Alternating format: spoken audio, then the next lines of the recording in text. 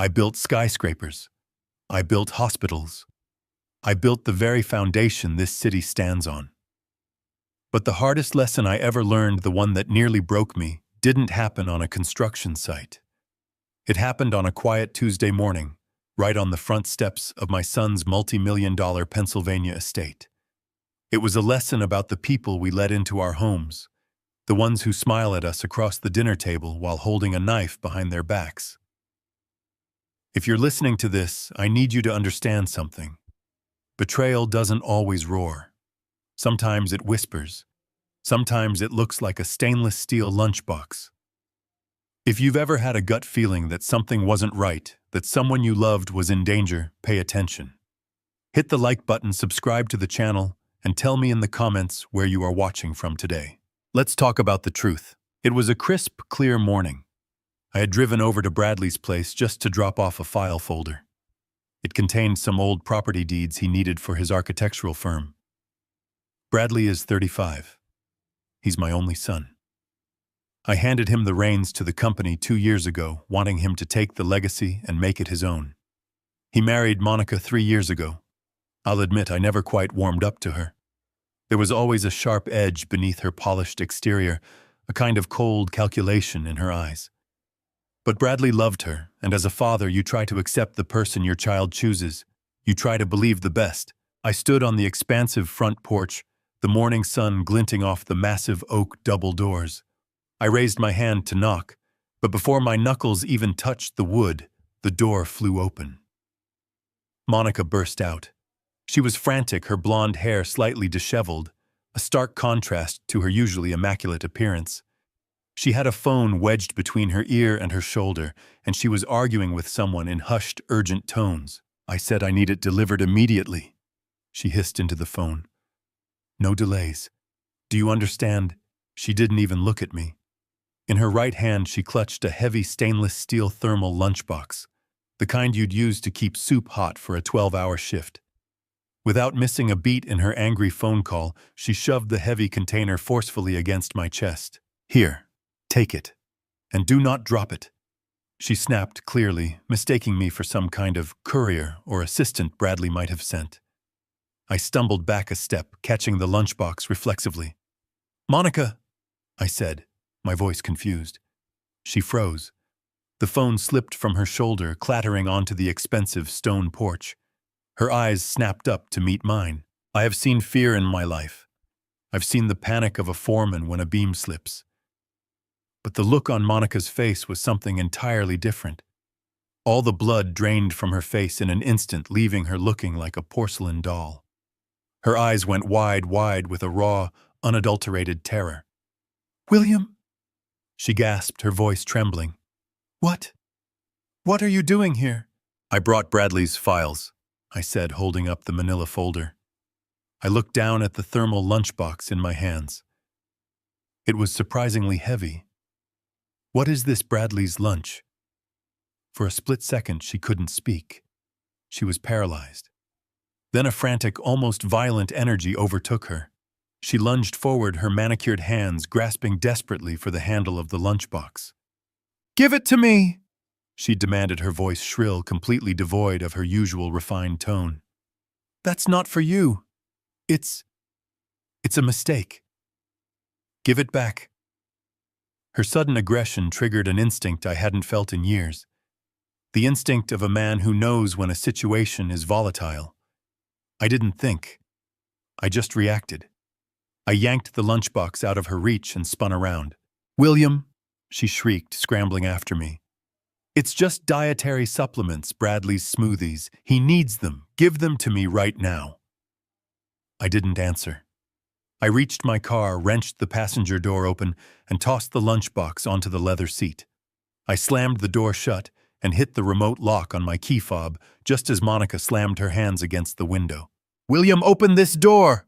She screamed, her face contorted with a mixture of rage and panic pounding on the glass. You have no right! Open the door! I ignored her. I walked around to the driver's side, my heart hammering a chaotic rhythm against my ribs. I got in, started the engine, and threw the car into reverse. I backed out of the long, winding driveway, watching her in the rearview mirror. She was standing on the steps, her hands pulling at her hair, screaming something I couldn't hear over the engine. My hands were gripping the steering wheel so tightly my knuckles were white. What the hell had just happened? Why was she so desperate to get a simple lunchbox back? Dietary supplements, smoothies. People don't react with that level of terror over a protein shake. The heavy stainless steel container sat on the passenger seat, almost mocking me. It felt like a ticking bomb. I needed to clear my head. I drove away from the upscale neighborhood, the grand houses blurring past me. I headed toward a small, quiet diner across town, a place I often went when I needed to think. My hands were still shaking slightly as I pulled into the parking lot. I grabbed the lunchbox. I needed to see what was inside. I needed to know why my daughter-in-law had looked at me as if I had just uncovered her darkest secret. I walked into the diner, the bell above the door chiming lightly. I saw Patricia sitting in our usual booth near the back. Patricia and I have known each other for over 20 years. She's a retired head nurse, 40 years in the trauma ward at City General. She's seen it all, the best and the worst of humanity, and she possesses a calm, analytical mind that I desperately needed right now. "William," she smiled as I slid into the booth opposite her. "You look like you've seen a ghost." "I think I might have," I muttered, placing the heavy thermal lunchbox on the table between us. Patricia raised an eyebrow. "Packing your own lunch these days, or did Lena finally convince you to try those kale smoothies?" She joked, mentioning my late wife. "It's not mine," I said, my voice tight. "It's from Bradley's house. Monica gave it to me by accident. She thought I was a courier."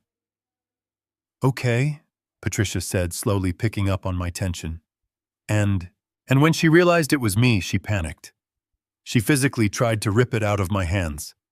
She told me it was just dietary supplements, but she was terrified, Patricia. Absolutely terrified. Patricia's expression shifted from amused to concerned. She reached into her purse. "Well, let's see what's got her so worked up. Actually, do you mind? I need to put my insulin somewhere cool.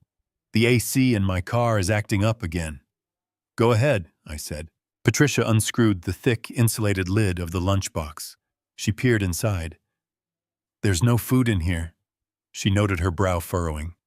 "Just liquid." I leaned over. Inside the deep container were two large, tightly sealed glass bottles filled with an opaque, milky white liquid. She said they were his smoothies. I offered, though the words felt hollow even as I said them. Patricia reached in and carefully lifted one of the bottles. She examined the liquid, turning the bottle slowly. "This doesn't look like any smoothie I've ever seen. It's too uniform. Too chemical." She placed the bottle back inside and then noticed something else. "William," she said, her voice dropping a register, "there's a false bottom in this thing." She reached down, her experienced fingers probing the edges of the lunchbox's interior. With a soft click, a plastic panel lifted away. Beneath the bottles of opaque liquid lay a small, meticulously organized compartment.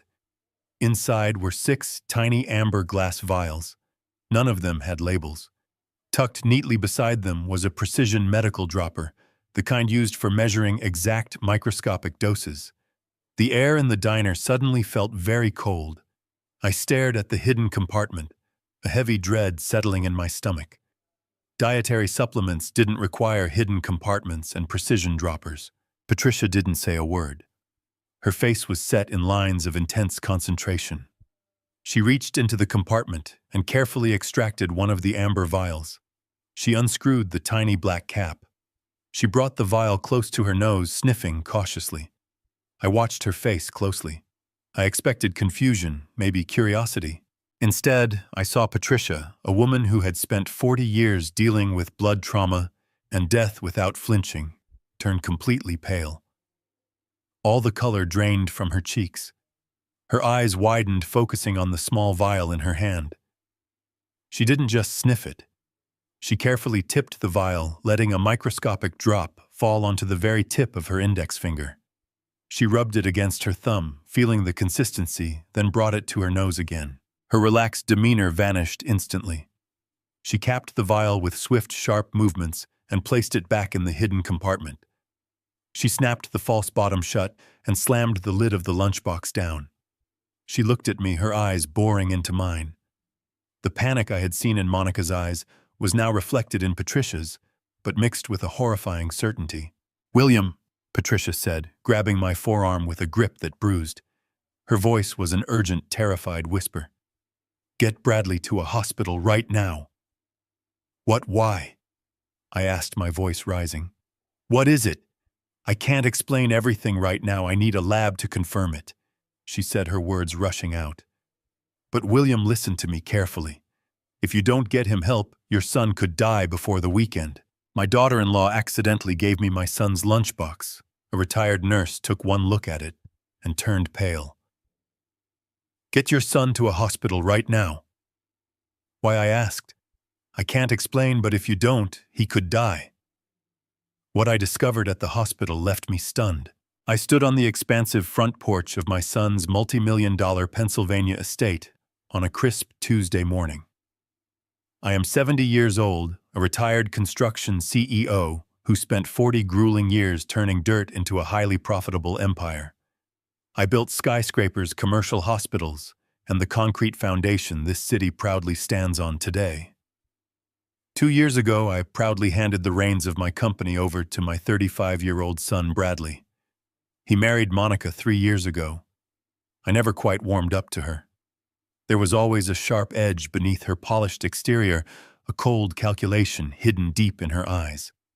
But Bradley loved her, and as a father, you try to unconditionally accept the person your child chooses. I held a thick manila file folder containing old property deeds Bradley urgently needed. I raised my hand to knock, but before my knuckles touched the wood, the heavy door violently flew open. Monica burst out onto the porch. She was entirely frantic, her blonde hair disheveled, a stark contrast to her usually immaculate appearance. She had a cell phone wedged tightly between her ear and shoulder, arguing with someone in incredibly urgent tones. "I said I need it delivered immediately," she hissed viciously into the phone. "No delays. Do you understand me?" She did not even look at me. In her right hand, she clutched a heavy stainless steel thermal lunchbox. Without missing a single beat in her angry phone call, she shoved the metal container forcefully against my chest. "Here, take it. And do not drop it," she snapped aggressively, clearly mistaking me for a hired courier Bradley might have sent. I stumbled back a step, catching the cold metal lunchbox reflexively. "Monica!" I said, my voice thick with absolute confusion. She froze completely still. The phone slipped from her shoulder, clattering loudly onto the stone porch. Her eyes snapped up to directly meet mine. I have seen the raw panic of a foreman when a massive steel beam slips from a crane. But the look on Monica's face in that exact moment was something entirely different. All the color drained from her face in an instant. Her eyes went incredibly wide with a raw, unadulterated terror I had never witnessed before. "William," she gasped, her voice trembling violently. "What are you doing here?" "I brought Bradley's files," I said. I looked down at the heavy thermal lunchbox in my hands. "What is this, Bradley's lunch?"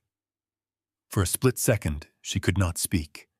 Then a frantic, almost violent energy suddenly overtook her. She lunged forward, her hands grasping desperately for the handle of the lunchbox. "Give it to me," she demanded, her voice shrill. "That is not for you. It is a mistake. Give it back right now." Her sudden, unhinged aggression triggered a deep instinct. I yanked the lunchbox completely out of her reach and spun around quickly. "William," she shrieked, scrambling frantically after me down the porch steps.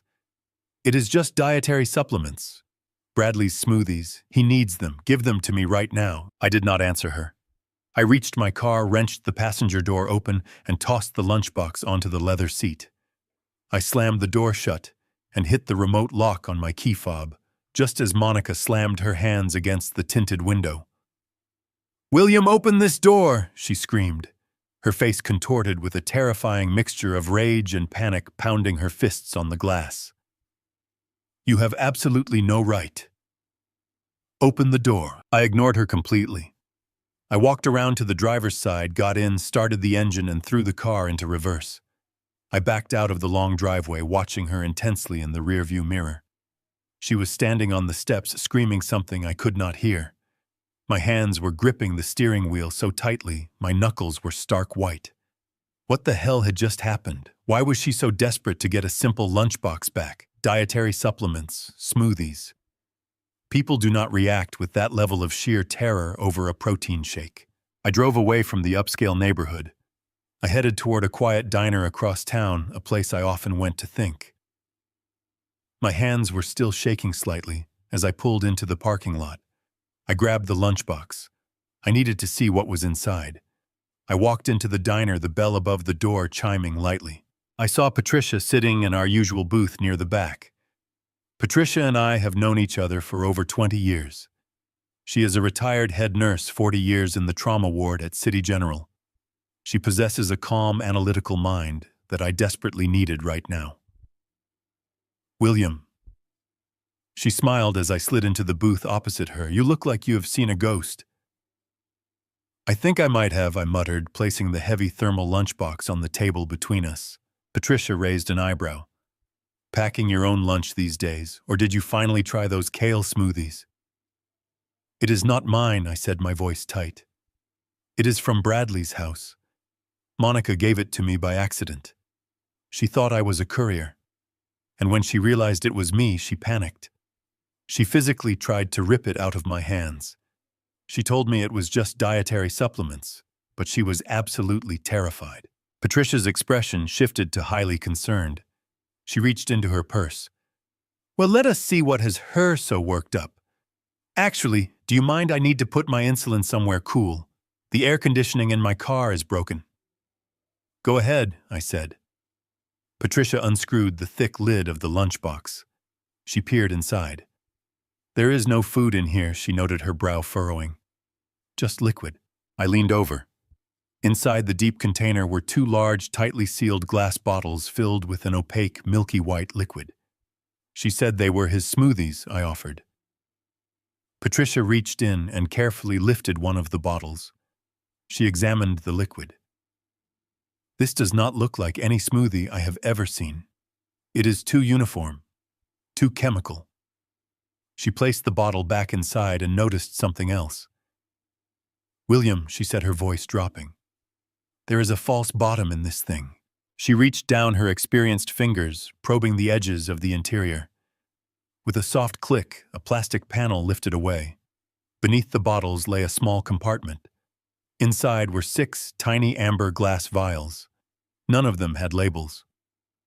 Tucked neatly beside them was a precision medical dropper, the kind used for measuring exact microscopic doses. The air in the diner suddenly felt very cold. I stared at the hidden compartment, a heavy dread settling in my stomach. Dietary supplements did not require hidden compartments and precision droppers. Patricia did not say a word. Her face was set in lines of intense concentration. She reached into the compartment and carefully extracted one of the amber vials. She unscrewed the tiny black cap. She brought the vial close to her nose, sniffing cautiously. I expected confusion. Instead, I saw Patricia, a woman who spent 40 years dealing with trauma and death without flinching, turn completely pale.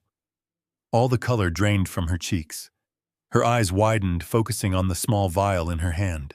She did not just sniff it. She carefully tipped the vial, letting a microscopic drop fall onto the very tip of her index finger. She rubbed it against her thumb, feeling the consistency, then brought it to her nose again. Her relaxed demeanor vanished instantly. She capped the vial with swift, sharp movements and placed it back in the hidden compartment. She snapped the false bottom shut and slammed the lid of the lunchbox down. She looked at me, her eyes boring into mine. The panic I had seen in Monica's eyes was now reflected in Patricia's, but mixed with a horrifying certainty. William, Patricia said, grabbing my forearm with a grip that bruised. Her voice was an urgent, terrified whisper. Get your son to a hospital right now. What? Why? I asked, my voice rising. What is it? I cannot explain right now. I need a lab to confirm it, she said, her words rushing out. But William, listen to me carefully. If you do not get him help, your son could die before the weekend. Trust is a foundational pillar of family, but blind trust is a luxury no man who has built an empire can afford. The truth is often hiding in plain sight, masked by sweet words and plausible excuses. This ordeal taught me that true love for your child sometimes means suspecting those closest to them. When your gut tells you something is wrong, do not ignore it to keep the peace. Investigate, verify, and prepare for the worst. Betrayal rarely comes from enemies. It comes from those holding the keys to your home. Protect your blood and your legacy always. Did this story make your blood boil? If you have ever dealt with toxic in-laws or had to fight to protect your family, hit that like button and subscribe right now. Leave a comment below letting me know where you are watching from today and what you would have done. The silence in the diner stretched into an unbearable eternity.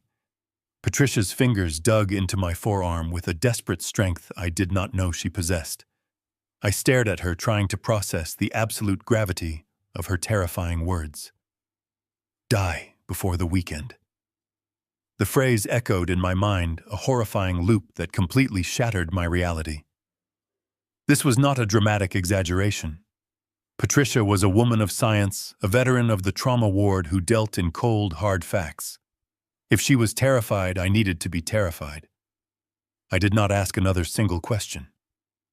I looked down at the false bottom of the thermal lunchbox, at the tiny amber vials sitting like toxic little secrets, and I felt a sudden surge of pure primal adrenaline. I snapped the lid back onto the heavy container and secured the thick metal latches. I grabbed my car keys from the table, completely ignoring my untouched mug of black coffee. Keep that safe, I told her, my voice turning into a low, rough growl. I will call you as soon as I know he is totally secure. Patricia nodded, her face still an ashen mask of extreme worry. Hurry, William, she whispered urgently. Do not wait for a useless ambulance. Just get him to the emergency room yourself right away. I turned and walked rapidly toward the diner exit. My 40 years of running massive construction sites had trained me to remain calm under extreme pressure, to handle structural failures and sudden catastrophes with a level head. But this was not concrete and steel. This was my own flesh and blood. This was my only child. I pushed through the glass door and stepped out into the crisp morning air, breaking into a heavy, determined sprint toward my vehicle. I threw the lunchbox onto the passenger seat once again, but this time it felt like a crucial piece of physical evidence in a sinister crime I was just beginning to uncover.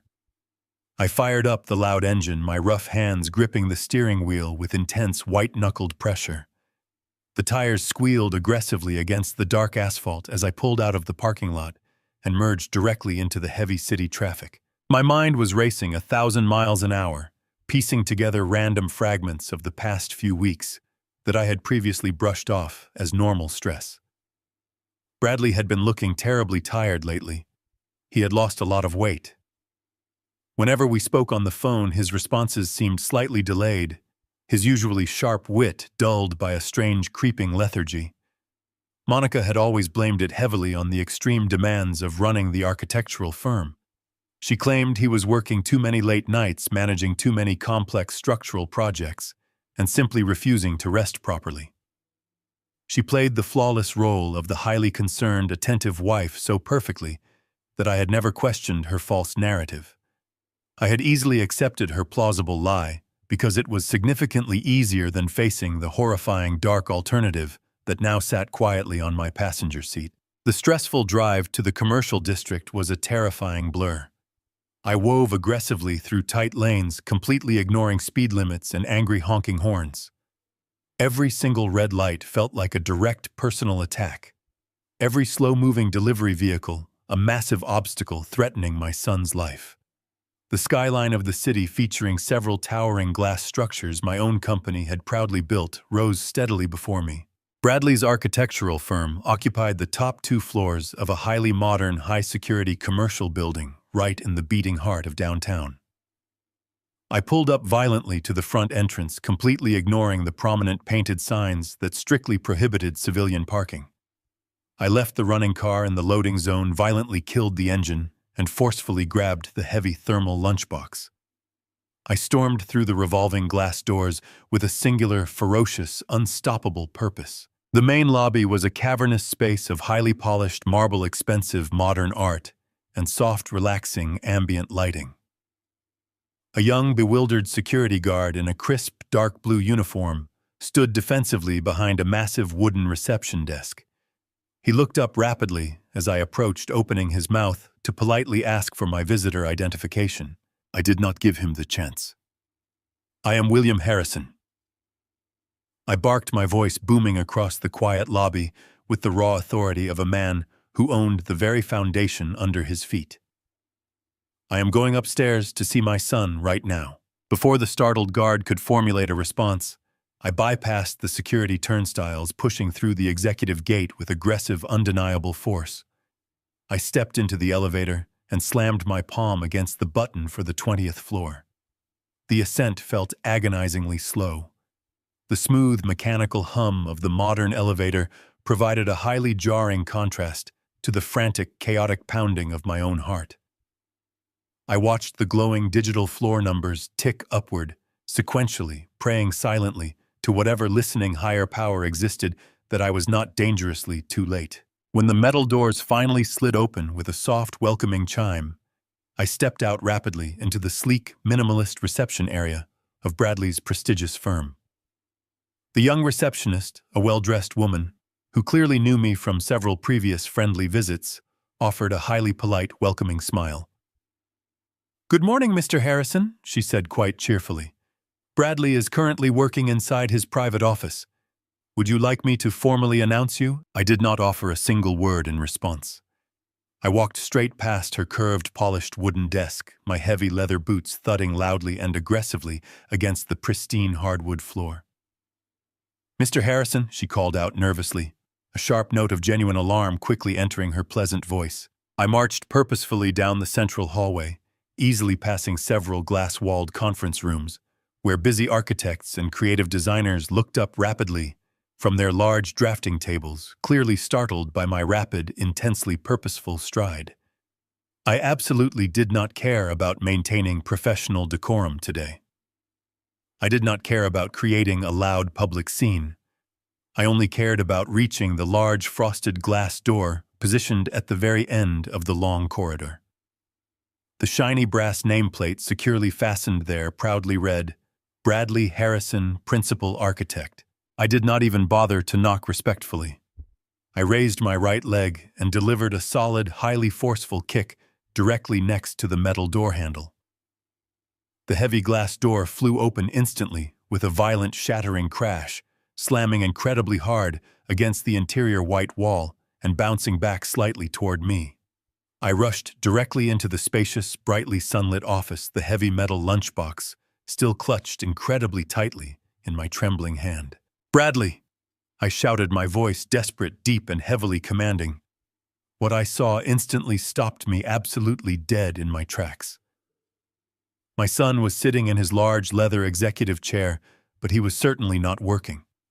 He was heavily slumped forward, his upper body completely draped over the smooth edge of his massive oak desk. His arms hung lifelessly by his sides, his expensive tailored suit jacket terribly wrinkled and completely disheveled. I dropped the lunchbox onto the soft carpeted floor and rushed directly to his side, grabbing him forcefully by the shoulders and pulling him back against the tall chair. His heavy head rolled backward lazily, his chin pointing weakly toward the ceiling tiles above us. "Bradley, look at me right now," I demanded gently, slapping his pale cheek repeatedly to desperately rouse him from his stupor. His eyelids fluttered open slowly, but they were definitely not the sharp, intelligent eyes of the brilliant architect who had designed award-winning commercial structures. They were heavily bloodshot, deeply glassy, and terribly vacant, staring right through me as if I were nothing but a transparent ghost. His skin was deathly pale, heavily covered in a thick layer of cold, clammy sweat that made his forehead shine unhealthily under the bright fluorescent office lights. "Dad," he mumbled weakly. His voice was incredibly thick and heavily slurred, the simple words dragging together like heavy wet stones. I feel so terribly tired today. My brain hurts so badly. A thick line of drool escaped the left corner of his pale mouth, dripping slowly onto his expensive silk tie. I just need to sleep for a while.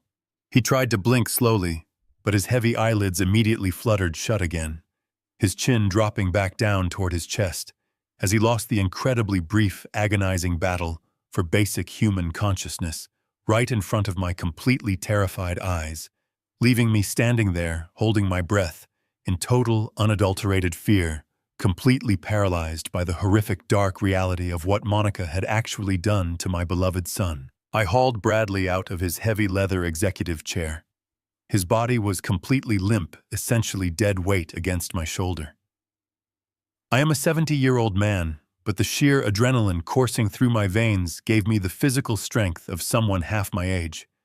I wrapped his right arm securely around my neck and gripped his waist firmly, pulling him toward the shattered glass door of his office.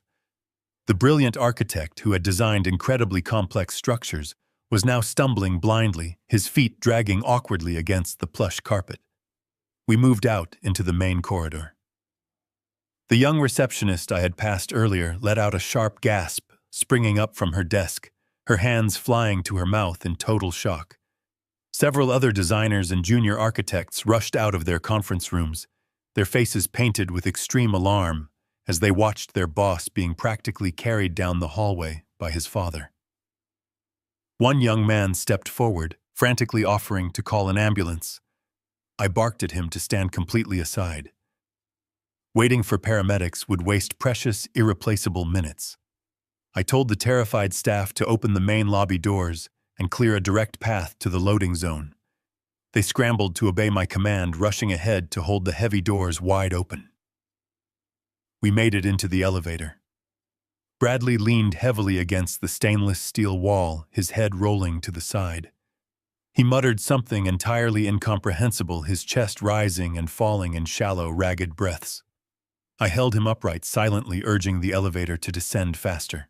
The moment the doors parted on the ground floor, I dragged him through the lobby, completely ignoring the confused stares of the security personnel and the visiting clients. We finally reached my vehicle. I shoved the heavy thermal lunchbox deeper into the passenger side footwell and carefully maneuvered Bradley into the front seat, securing his seatbelt tightly across his chest. I slammed the door, rushed to the driver's side, and tore out of the loading zone with a violent screech of heavy tires. The hospital was exactly 12 blocks away. I drove like a man possessed by a singular, desperate mission. I swerved aggressively through the thick midday traffic, laying on my horn continuously to force other vehicles out of my path. I completely bypassed several red lights, narrowly avoiding two serious collisions, my eyes darting frantically between the congested road ahead and my son slumped helplessly beside me. His breathing was becoming increasingly shallow. His pale skin was now taking on a horrifying, sickeningly gray pallor. The terrifying words Patricia had spoken in the diner rang loudly in my ears, warning me that he could die before the weekend. I was not going to let that happen. I had spent my entire life building protective shelters for other people, and I was going to protect my own flesh and blood. I saw the bright red emergency room signs approaching rapidly. I bypassed the main parking structure entirely and drove my vehicle straight up onto the concrete ramp designated strictly for incoming ambulances. I slammed the transmission into park, leaving the engine running and the driver's side door wide open. I sprinted around the front of the car, yanked Bradley out of the passenger seat, and shouted at the top of my lungs. I demanded immediate medical assistance. Two orderlies standing near the sliding glass doors took one look at Bradley and immediately sprang into action. They rushed forward with a sturdy medical gurney, their faces set in grim professional concentration. I helped them lower my son onto the pristine white sheets. A seasoned triage nurse flanked the gurney, shining a bright penlight directly into Bradley's unresponsive, dilated pupils. She rapidly fired off a series of standard medical questions, asking about his medical history, known allergies, and exactly what substances he might have ingested. I reached deep into the passenger footwell of my car and pulled out the heavy thermal lunchbox. I popped the metal latches, ripped away the false bottom, and grabbed the small, unlabeled amber vials. I shoved them directly into the hands of the attending emergency room physician who had just rushed out to join the chaotic scene. I grabbed the collar of his white coat, locking my eyes intensely with his. I demanded that they run a comprehensive full-spectrum toxicology screen immediately. I explicitly told him that someone was actively poisoning my son, and those unmarked vials held the weapon. The doctor nodded sharply, acknowledging the severe gravity of the situation, and handed the vials to a nearby nurse with strict orders for the laboratory. They rushed Bradley through a set of heavy double doors, shouting medical codes and vital signs, leaving me standing completely alone on the harsh concrete ramp. A security guard politely asked me to move my vehicle. I numbly handed him the keys and walked slowly into the brightly lit, deeply sterile emergency waiting room. The sharp, unmistakable scent of harsh antiseptic and industrial floor cleaner assaulted my senses. The harsh fluorescent lights buzzed softly overhead, casting long, cold shadows across the rows of uncomfortable plastic chairs. I found an empty seat in the far corner and collapsed heavily into it. The massive surge of protective adrenaline that had fueled my frantic rescue mission abruptly vanished, leaving me feeling entirely hollow and physically exhausted. My hands were trembling violently. I clasped them tightly together, resting my elbows on my knees, staring blankly at the gray linoleum floor. The silence in the waiting area was deafening, occasionally punctuated by the distant, muffled sound of a crying child or a medical pager beeping urgently. Sitting there in that cold room, my mind inevitably drifted backward. I closed my eyes and vividly remembered the agonizingly difficult early days of my career. I saw myself 40 years ago, a young, exhausted laborer, covered head to toe in thick dirt and wet concrete. I remembered the heavy steel beams I hoisted with my bare, bleeding hands to build my first commercial project. I literally broke my back and sacrificed my youth to build a massive construction empire from absolute scratch. I did all that grueling work for one specific reason. I built an unshakable fortress of wealth, so my only son would never experience true hardship. I gave him the world on a silver platter. Yet despite my immense wealth, my son was currently fighting for his life in a sterile hospital bed just 50 feet away from me. All the money in my corporate bank accounts could not protect him from the sinister, invisible threat that infiltrated his home. That fleeting sense of failure was quickly replaced by a totally different emotion. A cold, dark, and utterly consuming rage began to simmer deep within my chest. I sat up straight in the hard plastic chair, my trembling hands finally steadying. I wiped a single tear of frustration from my cheek, replacing my fear with absolute, unwavering resolve. I made a silent, unbreakable vow. I would systematically destroy whoever was responsible for this betrayal. I would completely and utterly tear down their perfect, deceptive world piece by piece and brick by solid brick. The heavy automatic doors of the emergency department suddenly slid apart, with a loud mechanical hum shattering the tense silence of the waiting area. Monica burst through the entrance, her designer heels clicking frantically against the polished linoleum floor. Her performance was absolutely flawless. She had somehow managed to make herself look completely disheveled, her blonde hair falling in messy strands around her face, her eyes red and brimming with fresh tears. She sprinted toward the main reception desk, her hands trembling as she grabbed the high counter, sobbing uncontrollably. She begged the nurses to tell her where her husband was, her voice cracking with a perfectly calibrated tone of absolute despair. She played the role of the terrified, devoted wife with such terrifying conviction that even the hardened triage nurses softened, rushing out to comfort her. When she finally spotted me sitting in the corner, she let out a dramatic, breathless gasp. She ran toward me, her arms outstretched, throwing herself against my chest in a desperate embrace. I stood there stiff as a board, my hands firmly at my sides, feeling the cold, calculated intent radiating beneath her theatrical sobbing. "William," she wailed, burying her face into my shoulder. "What happened to him? Is he going to be all right? Please tell me he is going to be okay." I did not wrap my arms around her. I simply looked down at her, seeing right through the masterful illusion she was actively painting. Before I could even formulate a response, the attending physician, who had taken the vials from me earlier, emerged from the secure treatment area. He looked tired, holding a metal clipboard and a small plastic bag containing the amber glass bottles. Monica instantly detached herself from me, rushing toward the doctor with her hands clasped together in desperate prayer. "Doctor, please, I am his wife," she pleaded, her voice trembling beautifully. "Please tell me what is wrong with Bradley." The doctor offered her a sympathetic, reassuring smile, gently guiding her toward a quiet corner of the busy emergency room. I followed closely behind them, my jaw clenched tightly, determined not to let her control the narrative. The doctor explained that Bradley was currently stable, resting comfortably in a private bay and receiving intravenous fluids. He then held up the clear plastic bag containing the unmarked vials I had confiscated from the hidden compartment of the thermal lunchbox. "We are running a standard toxicology screen right now," the doctor stated, his tone shifting to a more serious, probing register. "Your father-in-law brought these in." He indicated that Bradley might have ingested something from them. "Can you tell me exactly what these contain?" Monica did not flinch. She did not hesitate or stumble over her words. Her transition from a hysterical, weeping spouse to a highly organized, completely rational caretaker was breathtakingly smooth. She let out a long, exhausted sigh, wiping a stray tear from her cheek, projecting the image of a woman simply overwhelmed by a chaotic misunderstanding. "Oh goodness," she said, her voice dripping with profound relief. "I was so incredibly terrified that he had suffered a heart attack."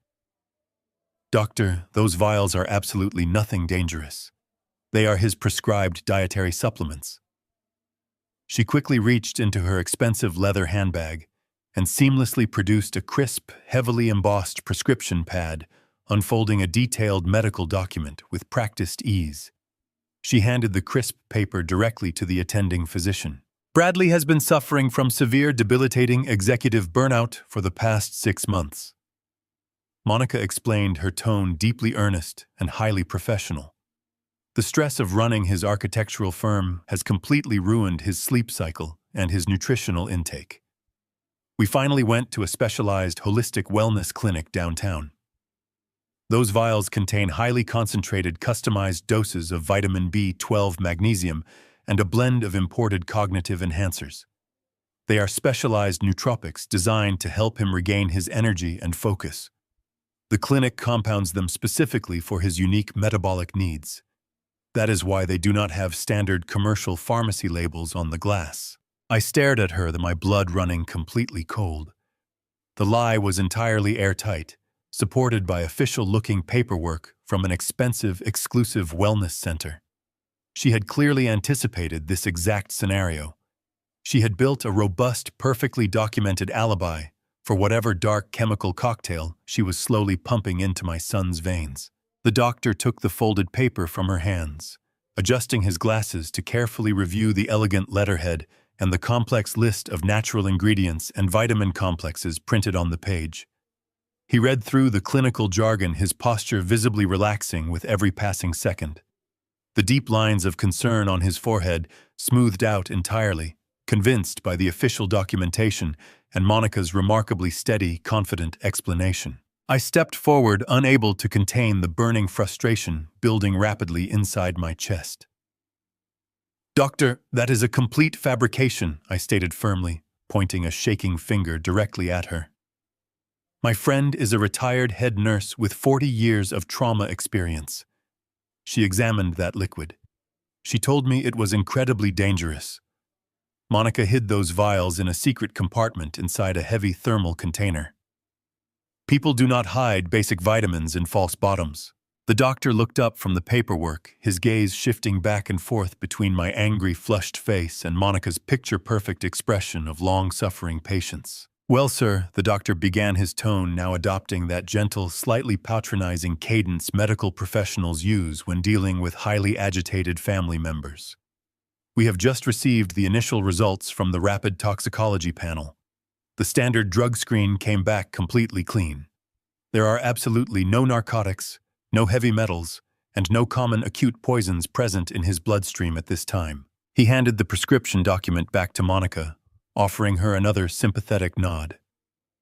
Based on his current physical presentation and his blood work, Bradley is suffering from profound clinical dehydration, severe physical exhaustion, and acute psychological stress.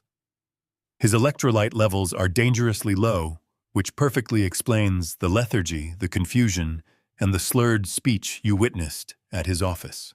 The vitamin regimen his wife described is actually quite common for high-level executives dealing with extreme burnout. But the hidden compartment, I insisted, desperately feeling the solid ground shifting treacherously beneath my feet.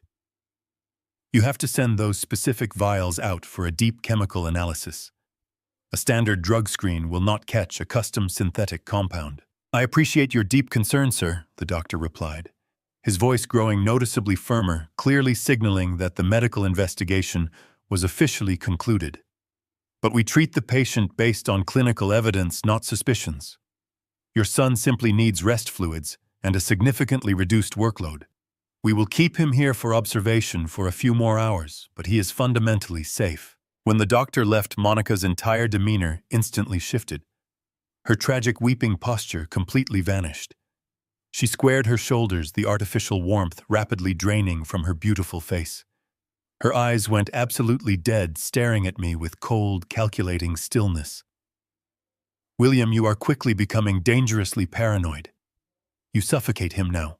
I stared at Monica, letting her sharp, deeply insulting words echo in the sterile hospital corridor. She stood there with her arms crossed, projecting an aura of absolute control. My initial instinct was to shout, to tear down her perfect facade right then and there. I wanted to drag the doctor back and force him to look closer. But 40 years of negotiating brutal corporate contracts and navigating treacherous construction deals had taught me a highly valuable lesson. You never show your hand to an enemy who holds the high ground. Right now, Monica had the doctor, the documentation, and the narrative completely on her side. If I pushed harder, I would only solidify her claim that I was a paranoid, declining old man, so I did the hardest thing I have ever had to do in my entire life. I swallowed my pride. I let my shoulders slump forward, forcing my posture to reflect the image of a tired, thoroughly defeated senior citizen. I looked down at the linoleum floor and let out a long, heavy sigh. You are right, Monica, I whispered, making sure my voice carried a subtle tremor of age and exhaustion. I am just so terribly worried about him. His mother passed away so suddenly, and seeing him collapsed over his desk just brought all that fear rushing back. I am overreacting. I am sorry for causing such a scene. The transformation in her demeanor was instantaneous and deeply chilling. The coldness in her eyes morphed into a sickeningly sweet, patronizing warmth. She reached out and patted my arm gently, a gesture meant to belittle rather than comfort. It is perfectly fine, William, she said softly. We all know you mean well. You just need to step back and let me take care of my husband. Go home and rest. I will handle everything from here. I nodded meekly, turning my back on her and walking slowly toward the hospital exit. I shuffled my feet slightly, playing the part flawlessly. But the moment the automatic doors slid shut behind me and the cool evening air hit my face, the defeated old man completely vanished. The 70-year-old shark was fully awake. I drove back to my quiet condominium with a singular, laser-focused objective. I could no longer rely on medical professionals or external authorities to simply believe my unverified suspicions. Monica had insulated herself with expensive holistic prescriptions and plausible medical excuses. I needed to gather indisputable intelligence. I needed to watch her every single move without her ever realizing she was being observed. Over the next 2 weeks, I initiated a carefully calculated campaign of unannounced visits to their grand Lincoln Park estate. I never called ahead. I always arrived with a perfectly mundane, harmless excuse ready on my lips. Sometimes I brought a misdelivered piece of mail. Other times I brought fresh vegetables from the local farmer's market, claiming I had bought entirely too much for just one person. On my very first unannounced visit, it was a Thursday afternoon. I rang the heavy brass doorbell and waited. Monica opened the door, her smile instantly tightening into a thin, irritated line before she remembered to play the gracious daughter-in-law. "William," she said, blocking the doorway slightly with her body. "What a surprise. We were not expecting you today." I held up a small paper bag of fresh peaches. "I was just passing through the neighborhood and thought Bradley might enjoy these," I said cheerfully, pushing my way gently but firmly past her into the grand foyer. "How is my boy doing today?" Monica hurriedly followed me, her footsteps sharp on the hardwood floor. "He is resting, William. The doctor said he needs absolute quiet to recover from his burnout." I ignored her subtle command to leave and walked directly into the expansive living room. Bradley was sitting in a deep leather armchair by the large bay window. The sight of him sent a cold, sharp spike of absolute terror directly into my heart. He was wearing loose sweatpants and a wrinkled t-shirt entirely uncharacteristic for a man who previously tailored his casual wear. "Bradley," I called out softly, approaching his chair. He slowly turned his head toward me. The movement was incredibly sluggish, as if he were moving underwater. His face was gaunt, his cheekbones jutting out sharply beneath his pale skin. The dark circles under his eyes had deepened into bruised purple shadows. "Hey, Dad," he murmured. His voice was a flat, emotionless monotone.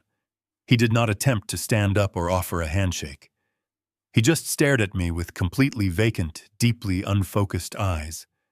I pulled up a small footstool and sat directly across from him, leaning in closely.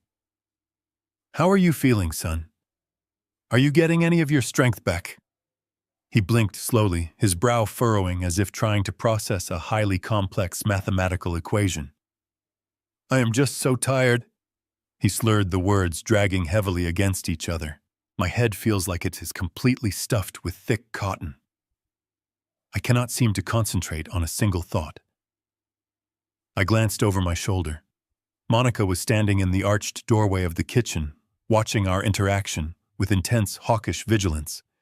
She held a glass of water, her knuckles white from gripping it so tightly. "It is the recovery process, William," she interjected smoothly, stepping into the room to establish her physical dominance over the space. "The clinic warned us that his body would need to heavily detoxify from all the severe corporate stress. He just needs time and his proper nutritional support." She placed a possessive hand on Bradley's shoulder, her fingers digging slightly into his fabric. He leaned his head against her hand entirely, compliant, completely stripped of his usual independent spirit. It was absolutely sickening to witness. This brilliant, driven architect was being systematically reduced to a docile, compliant shell of a human being right in front of me. I smiled warmly at her, masking my burning rage. "Well, you are certainly taking excellent care of him, Monica. I will not stay long and disturb his rest." Before I decided to leave the grim living room, I slowly pulled my smartphone out from my jacket pocket, making a deliberate show of checking my new messages. "Bradley, I tried calling your personal cell yesterday, but it went straight to voicemail. I wanted to run a small property question by you." Bradley stared blankly, patting his empty pockets with slow, clumsy hands. "I do not know where it is," he mumbled weakly. Monica stepped smoothly between us, her smile perfectly rigid. "We instituted a strict digital detox," she declared firmly. "The doctors insisted that blue light and constant work emails were severely hindering his neurological recovery. I have completely secured his devices until he is medically cleared. He needs total isolation to truly heal." I nodded, slipping my phone away. "Of course, that is incredibly smart." I agreed politely. I said my quiet goodbyes and walked out to my car. I gripped the steering wheel, my jaw clenched. My only son was a prisoner trapped in his own house right now. The chilling realization washed over me like a bucket of ice water. I sat in my idling car for nearly an hour, staring at the imposing iron gates of the estate my own money had helped secure. I knew I could not simply storm back inside and loudly accuse her without absolute, undeniable proof. The emergency room doctor had already dismissed my valid concerns, formally documenting me as a highly anxious, overbearing parent. If I called the police right now, Monica would smoothly produce her fraudulent holistic paperwork, and the authorities would politely escort me off the premises for trespassing. She had brilliantly positioned herself as the exhausted, devoted caregiver, effectively turning my own son into a heavily medicated hostage in plain sight. I needed to see exactly how she was administering this poison. I needed to witness the actual mechanics of her daily deception. I drove home that evening, but I did not sleep a single wink. I spent the entire long night pacing the hardwood floors of my study, drawing upon decades of highly ruthless corporate strategy. When a rival construction firm attempted a hostile takeover of my company 20 years ago, I did not win by throwing a public tantrum. I won by quietly gathering irrefutable financial data, mapping out their hidden vulnerabilities, and striking only when my legal victory was absolutely guaranteed. Monica was executing a hostile takeover of my beloved son, his highly successful firm, and his extensive personal assets. I had to treat her like the incredibly dangerous corporate predator she actually was. The very next afternoon, I returned to the Lincoln Park estate. I deliberately parked my car 3 blocks away on a quiet, tree-lined side street. I walked briskly toward the rear of the massive property. I knew every single square inch of this expensive perimeter. I had personally supervised the installation of the high stone privacy walls and the heavy wrought iron gates. I easily located the small, discreet service entrance hidden behind a thick row of tall cedar bushes. I quietly unlatched the heavy wooden gate and slipped silently into the expansive, meticulously manicured backyard. I moved with deliberate, practiced stealth, keeping my large frame entirely hidden behind the thick trunks of mature oak trees and the large marble fountains. I slowly crept toward the massive floor-to-ceiling windows of the bright rear sunroom. The heavy velvet curtains were partially drawn, leaving a narrow, clear gap that provided an unobstructed, highly revealing view directly into the informal dining area. I pressed my back firmly against the cold stone facade of the house, holding my breath, and carefully peered through the thick, tempered glass. Bradley was seated at the heavy mahogany dining table. He was slumped precariously in a high-backed chair, his head lolling lazily to one side.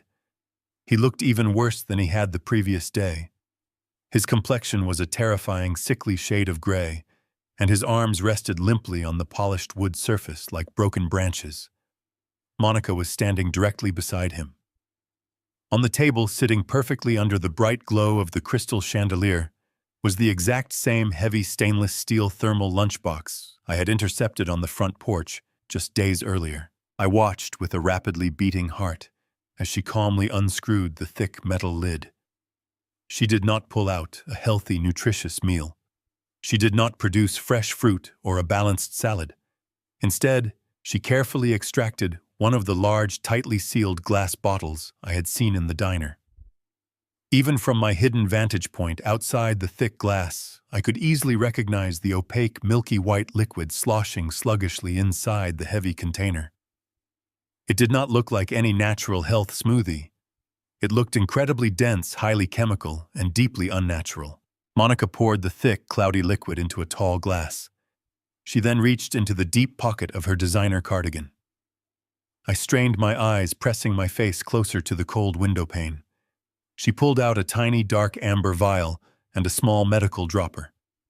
My stomach twisted violently. It was the exact same hidden substance Patricia had warned me about. With practiced, terrifyingly steady hands, Monica drew a highly precise microscopic measurement of the clear, toxic fluid from the amber vial. She hovered the delicate glass dropper directly over the tall glass of the milky smoothie and squeezed out exactly 3 distinct drops.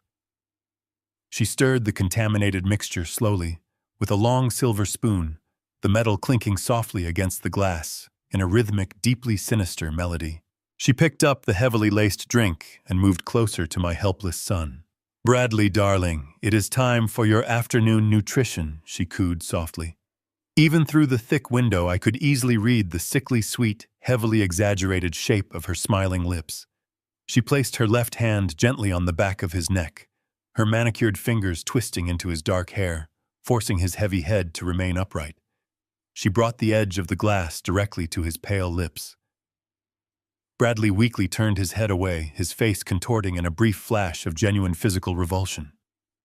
"No," he mumbled faintly, his weak voice barely penetrating the thick glass separating us. "It tastes completely awful. It makes me feel so sick." "Shush now, my sweet, exhausted boy," Monica murmured, her tone completely dripping with fake controlling pity. "You know the specialist said this is exactly what your poor, stressed brain desperately needs. You have to drink it all to get better. For me, darling. Be a good husband for me." She did not give him a choice. She forcefully tipped the tall glass upward, pressing the cold rim hard against his teeth, forcing the thick, opaque liquid directly into his mouth. Bradley gagged violently, his throat bobbing in a desperate, primitive attempt to reject the foul chemical substance. Some of the milky liquid spilled out, running down his chin and staining his shirt. But Monica was completely relentless. She rubbed his throat firmly, employing a harsh physical technique to physically force the swallowing reflex, all while maintaining that horrifying, serene, angelic smile. My hands balled into tight, trembling fists. My 40 years of deeply honed business instincts screamed loudly in my ears. This was absolutely not executive burnout. This was not a holistic vitamin therapy meant to cure exhaustion. This was a highly systematic, incredibly deliberate pacification. She was keeping him in a constant, medically induced twilight state, rendering him entirely incapable of managing his own life or his highly lucrative company. I stepped back from the cold glass window, my mind completely clear and terrifyingly focused. I realized right then that I could not fight her with mere emotional outrage or loud, unsubstantiated accusations. The medical establishment was thoroughly fooled. She held his medical power of attorney. If I wanted to save my poor son, I needed bulletproof, undeniable, irrefutable data. I needed hard evidence that would permanently destroy her. I walked carefully back to my hidden car, my resolve completely absolute. I would hire the best private investigators in the state to expose her toxic web of terrible, deadly lies. I did not waste a single second after retreating from that window. I knew my son was medicated and incapable of calling for help. I retreated to the edge of the property, concealing myself within the thick shadows of the oak trees. I waited with the calculating stillness of a seasoned predator. My 40 years of business experience taught me that arrogant people inevitably make careless mistakes. About 20 minutes later, I heard the muted sound of heavy plumbing kicking in from the second floor. The rush of water echoing through the copper pipes meant Monica was drawing a bath.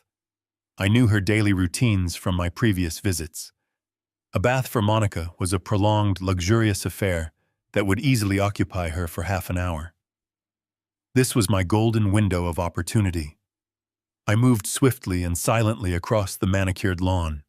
I gripped the heavy brass handle of the rear patio door, praying she had not engaged the complex security system.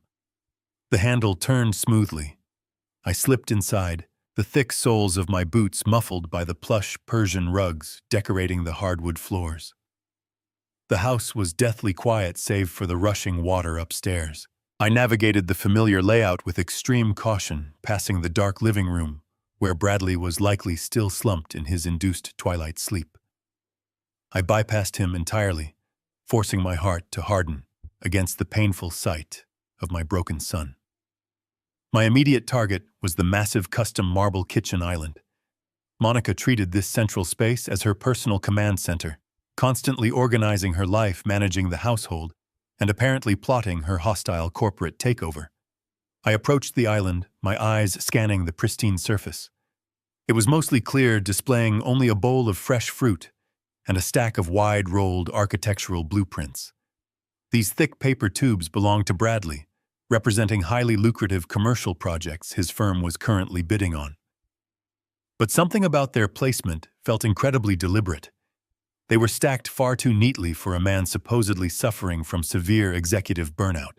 I reached out with trembling hands and carefully lifted the heavy stack of blue paper. Beneath the architectural plans lay a sleek black leather portfolio. It was not one of Bradley's typical work folders. It bore the embossed golden logo of a highly prestigious, aggressive corporate law firm located downtown. My breath hitched as I flipped it open. The very first document was printed on thick, heavy legal paper. The bold black header jumped off the page, instantly confirming my worst, most terrifying suspicions. It was an ironclad, incredibly comprehensive, durable power of attorney. I quickly scanned the dense legal jargon, my blood running colder with every single line I read. This was not a standard medical directive meant for temporary emergencies. This document was a total, unmitigated transfer of human agency. It granted Monica absolute, unquestionable authority over every single aspect of Bradley's life. It gave her the unilateral power to make all his medical decisions, to admit him to psychiatric facilities against his will, and to forcefully administer medications she deemed necessary without requiring secondary medical consent. It was essentially a legal license to keep him permanently drugged and completely isolated. But the horror did not stop at his physical autonomy. The document extended its dark tentacles deep into his immense financial empire. It granted her total access to his personal bank accounts, his massive investment portfolios, and his highly lucrative real estate holdings. She could simply liquidate his assets and completely wipe out his personal wealth with a single stroke. I flipped past the power of attorney, my hands shaking with a mixture of profound grief and explosive righteous anger. The next document in the black portfolio was even more devastating. It was a highly complex corporate restructuring agreement drafted specifically for Harrison Architectural Associates. It was a formal motion to permanently transfer all of Bradley's majority voting rights and his title of Chief Executive Officer into a newly formed, deeply opaque blind trust. And the sole uncontested trustee named in this complicated legal maneuver was Monica. The conflict was no longer merely a medical emergency or a case of severe spousal abuse. This was a highly calculated, ruthless corporate coup. She was systematically poisoning my son to artificially fabricate a severe mental decline. She was intentionally creating a documented medical history of exhaustion, erratic behavior, and psychological instability. Once Bradley was deemed completely unfit to run his own life, she would effortlessly execute these legal documents. She would take absolute control of the multi-million-dollar company I painstakingly built from the ground up and proudly hand it over to my son. She was actively stealing our entire family legacy right out from under us. I pulled my smartphone from my jacket pocket, making sure the camera flash was completely disabled. I began photographing every single page of the damning documents. I took highly detailed, crystal-clear pictures of the power of attorney, the blind trust transfer, and the attached medical evaluations from her fraudulent holistic clinic. I captured the signatures, the dates, and the specific names of the corrupt corporate lawyers she was actively colluding with. Every digital snapshot was a loaded weapon I intended to fire directly at her meticulously crafted life. As I photographed the final page, a chilling realization settled heavily over my mind. Monica had orchestrated everything from the very beginning. The sudden onset of his symptoms, the isolation from his friends, the restriction of his digital devices. It was all part of her sinister design. She had flawlessly manipulated the narrative, painting herself as the tragic, suffering wife bravely caring for her broken husband, while secretly slipping poison into his daily nutritional smoothies. She was a masterclass in psychological manipulation and emotional gaslighting. I carefully placed the black leather portfolio exactly where I had found it, gently lowering the architectural blueprints back over it. I listened intently to the ambient sounds of the large house. The bathwater upstairs had finally stopped running. I knew my window of opportunity was closing. I quietly backed away from the kitchen island, my phone secured in my pocket, loaded with the undeniable proof I needed. I slipped back through the silent living room, casting one final glance at my semi-conscious son. He was staring blankly at the far wall, oblivious to the invisible war raging around him. "Hold on just a little longer, Bradley," I whispered fiercely. "I am going to end this nightmare." I exited through the patio door, silently pulling it shut until the latch clicked into place. I melted back into the shadows of the large oak trees moving purposefully toward the service gate. As I walked to my car, the evening air felt invigorating against my heated skin. The crippling fear that had plagued me for days was gone, replaced by a cold resolve. Monica thought she could outsmart me. She thought she could drug my son, steal my legacy, and cast me aside as a clueless old man. But she forgot I spent 40 years surviving in a ruthless industry. I knew how to dismantle hostile operations. I climbed into my vehicle and started the engine. The battle lines were drawn. I pulled away from this quiet, tree-lined street, ensuring my headlights remained off until I was several blocks away from their massive estate. My hands gripped the leather steering wheel with a terrifying calmness. The frantic, suffocating panic that had gripped me in the emergency room was entirely gone, replaced by a cold, calculating, and deeply lethal clarity. Monica believed she had flawlessly executed the perfect crime. She thought she had effectively neutralized me by painting me as a paranoid, grieving, and deeply confused old man. I had gladly let her believe that carefully constructed illusion. Playing the role of the defeated, forgetful senior citizen was the ultimate false surrender. It gave her a dangerous sense of absolute security, blinding her to the massive retaliation I was actively mobilizing in the shadows. I navigated the heavy evening traffic, driving straight toward the gritty industrial sector of the city. I was not going to the police. I was not going back to the hospital. Law enforcement and medical professionals operate within the rigid confines of standard procedures, plausible deniability, and bureaucratic red tape. Monica had already proven she could effortlessly manipulate those exact systems using her fake tears and her fraudulent holistic clinic paperwork.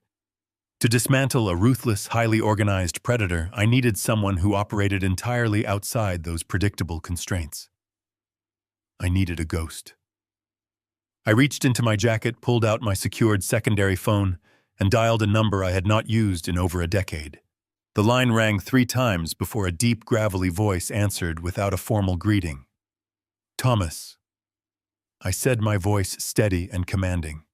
"It is William Harrison. I need your unique skill set immediately." Thomas was a highly decorated, incredibly ruthless former federal investigator.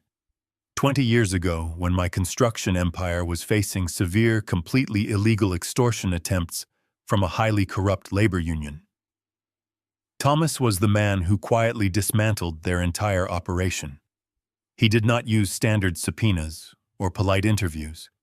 He operated in the absolute darkest corners of the intelligence world, extracting hidden financial records, deleted communications, and buried secrets with surgical, terrifying precision.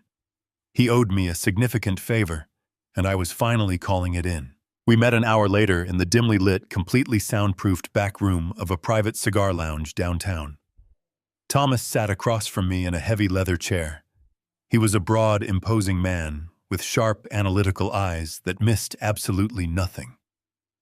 I did not waste time with pleasantries or emotional vulnerability. I placed my smartphone directly on the polished wooden table between us and opened the encrypted photo gallery. I showed him the high-resolution images I had just taken inside my son's house. I showed him the ironclad power of attorney, the corporate blind trust transfer, and the fraudulent medical evaluations. "This woman is my daughter-in-law," I explained, my tone strictly business. "She is systematically poisoning my son to artificially fabricate a severe psychological decline. She is planning a complete hostile takeover of his architectural firm and his entire personal fortune. She has manipulated the medical establishment and isolated him from the world. I need you to completely tear her life apart." Thomas leaned forward carefully, scrolling through the digital images. His face remained an unreadable, stony mask. "What exactly do you want me to find, William?" he asked quietly. "I want absolutely everything," I demanded, leaning in closer. "I want you to dig relentlessly into her past. I want every single deleted email, every hidden text message, and every encrypted phone call she has made in the last 2 years.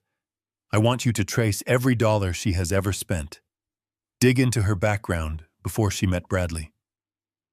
Predators like Monica do not just suddenly appear out of thin air. They have highly destructive patterns. They leave broken people and shattered finances in their wake. find her previous victims. But most importantly, I need you to investigate that so-called holistic wellness clinic. Find out exactly who those corporate lawyers are on the trust documents. Expose the entire network she is utilizing to execute this corporate coup. Thomas nodded slowly, slipping a small encrypted drive onto the table to transfer the photos. Consider it done, William. She will not have a single digital secret left by the time I am finished with her. I left the cigar lounge feeling a powerful surge of momentum, but I knew digital evidence was only half the battle. Thomas would expose her financial motives and her hidden communications, but I still needed irrefutable scientific proof of the actual physical poisoning. The emergency room doctor had smugly dismissed my concerns because a standard hospital toxicology screen only looks for common narcotics, heavy metals, or basic poisons. Monica was using something far more sophisticated, a highly specialized synthetic compound designed specifically to evade standard medical detection. I needed a chemical analysis that an emergency room blood panel could never possibly catch. I drove directly across the city to a quiet suburban neighborhood. I pulled into the driveway of a modest brick house and walked up to the front door. Patricia, the retired head trauma nurse who had first warned me about the lunchbox, opened the door immediately. She looked incredibly relieved to see me standing there. "William," she breathed, pulling me inside. "I have been worried sick. How is Bradley? Is he safe?" "He is alive, but he is certainly not safe," I replied grimly. Monica manipulated the emergency room doctors. She produced fake holistic prescriptions. They completely bought her act and sent him back home to her. She is actively hand-feeding him the substance right now. "I need a physical sample, Patricia." But the hospital gave the original vials back to her when they discharged him. Patricia offered a tight, deeply knowing smile and reached into her cardigan pocket. When we were sitting in the diner, I recognized the severe danger instantly, she said softly. I used my sleight of hand. I discreetly pocketed one of the 6 amber vials before you closed the lunchbox. I knew you might desperately need an untainted sample. She handed me the tiny, heavy glass vial completely sealed and perfectly intact. I felt a massive wave of gratitude wash over me. "You are a genuine lifesaver, Patricia," I whispered, securing the crucial evidence in my inner jacket pocket. I left Patricia's house and made my final, most critical call of the night. During my decades of building commercial hospitals and high-tech research facilities, I had cultivated deep, mutually beneficial relationships with some of the most brilliant scientific minds in the medical community. I dialed the private number of an independent forensic toxicologist, a highly eccentric scientist, who operated a state-of-the-art chemical laboratory entirely off the books. He was a man who answered strictly to science, completely unburdened by hospital bureaucracy or standard clinical limitations. I met him at his secure laboratory facility just past midnight. I walked into the intensely sterile environment and placed the amber vial directly onto his stainless steel examination table. "I need a complete molecular breakdown," I instructed him. "Find it. The downfall begins now." The toxicologist gave me a grim nod, securing the tiny amber vial inside a heavy steel refrigeration unit. He promised a preliminary report within 48 hours, warning me that extracting synthetic compounds from complex organic mixtures was a deeply intricate process. I thanked him and walked back out into the cold night air. The digital clock on my dashboard glowed a harsh green, displaying 2 in the morning. I was physically exhausted, my bones aching with the heavy burden of age, but my mind was completely wired. Thomas was actively tearing through Monica's digital footprint, and the chemist was decoding her poison. But neither of those crucial operations helped my son right now. Bradley was still trapped inside that massive house entirely at the mercy of a woman who was methodically destroying his central nervous system. I could not simply wait for the investigative reports while she continued to dose him. If I called the authorities prematurely, she would flush the remaining evidence and claim the single vial I possessed was planted. I needed to keep her completely confident, entirely secure in her twisted routine, but I had to stop the poison from entering my son's body. I needed to cut the supply line without severing the fragile string of her grand illusion. By the time I reached my quiet condominium, A highly daring, deeply risky plan had fully materialized in my mind. I needed to infiltrate the Lincoln Park estate, locate her primary stash of the concentrated compound, and physically replace the toxic liquid with a completely harmless substitute. It was a massive gamble. If she noticed the subtle change in viscosity, color, or volume, she would immediately know she was being hunted. She might panic and escalate her timeline, potentially doing something incredibly drastic to secure her control over the architectural firm. I spent the remainder of the long weekend meticulously preparing for my silent heist. I visited a specialized holistic pharmacy across town, purchasing several organic herbal tinctures, thick milk thistle extracts, and cloudy liquid vitamins. I spent hours alone in my kitchen blending the natural ingredients in various glass beakers until I perfectly matched the dense milky white opacity and the heavy, sluggish viscosity of the vile liquid I had observed in the sunroom. I loaded my harmless, nutrient-rich counterfeit mixture into a sterile medical flask. I packed a precision syringe, a set of latex gloves, and a small measuring beaker into a nondescript leather satchel.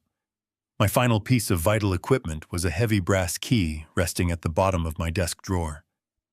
When Bradley and Monica first purchased the expansive property 3 years ago, my son had proudly given me a spare house key, insisting I should always feel completely welcome. Monica had undoubtedly forgotten I even possessed it, or she simply assumed I was too polite and deeply conditioned to ever use it unannounced. She severely underestimated the primal lengths a father will go to when his child is actively bleeding out in the dark. Monday dragged by in a state of agonizing suspense. I carefully tracked her rigid daily schedule. Monica was a creature of intense, absolute habit, wearing her expensive routines like a protective armor. Every single Tuesday morning, without fail, she attended a private 2-hour restorative yoga and meditation session at an exclusive studio located across the city. She always departed the estate at precisely 8:45 and never returned before noon. It was a solid 3-hour window of total emptiness. I woke up well before dawn on Tuesday morning, drinking my black coffee in total silence. I drove toward Lincoln Park, parking my vehicle several blocks away in the crowded lot of a high-end grocery store. I walked the remaining distance on foot, blending in perfectly with the morning joggers and the busy dog walkers. At 8:40, I positioned myself behind the thick brick wall of the neighbor's property, completely out of the direct line of sight of her comprehensive security cameras.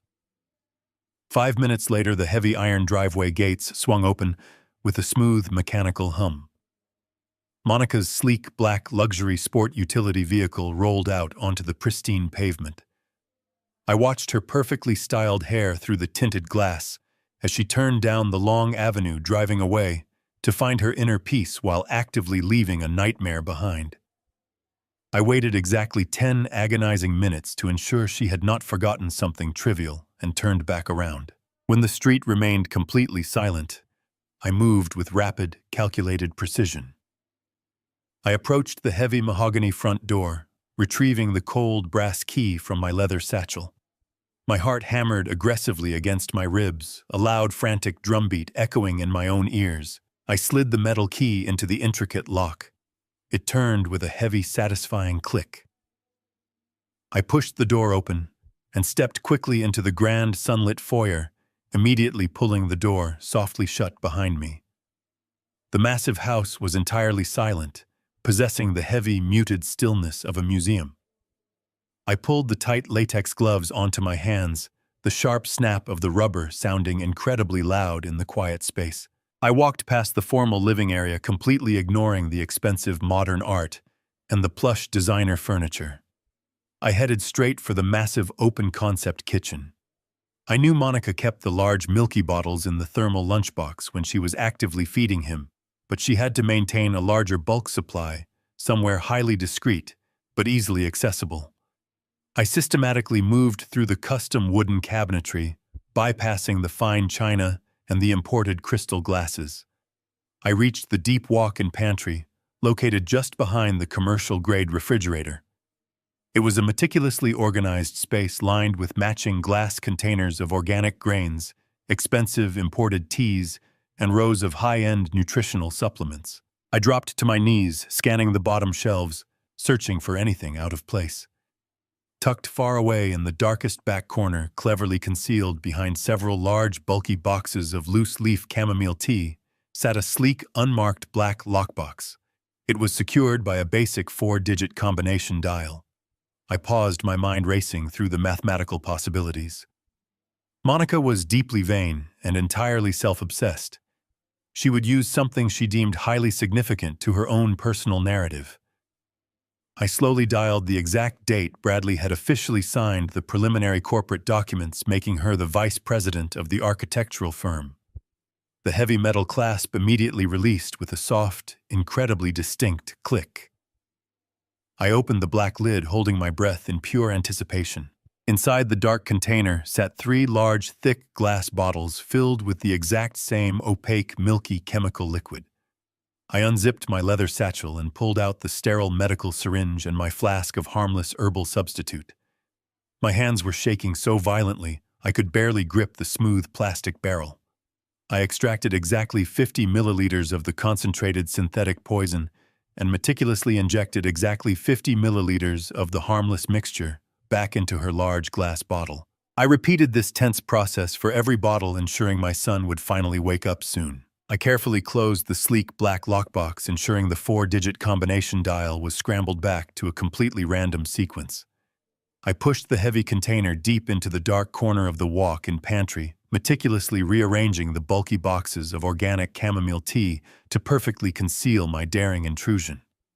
I zipped my leather satchel shut, my heart still pounding, a frantic heavy rhythm against my ribs. I walked swiftly back through the grand foyer, wiping the brass doorknob with my sleeve to remove any trace of my physical presence. I locked the heavy front door and slipped out through the concealed service gate just as the distant hum of a landscaping truck echoed down the affluent street. I reached my parked vehicle with exactly 12 minutes to spare before Monica's restorative yoga session officially concluded. The delicate chemical swap was completely successful, but the most excruciating part of my desperate mission had only just begun. The next 3 days were a profound masterclass in psychological torture. I was a man accustomed to taking immediate decisive action, breaking ground on massive commercial developments the moment a contract was signed. Now I was forced to sit in the suffocating silence of my condominium, waiting for the forensic toxicologist to decode the stolen chemical sample and waiting for Thomas to extract the digital blueprints of Monica's criminal conspiracy.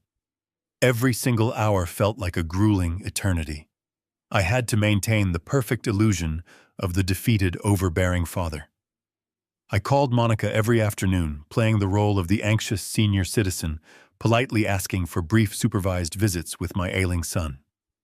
She graciously allowed me exactly 30 minutes each day, clearly relishing her absolute control over my access to Bradley.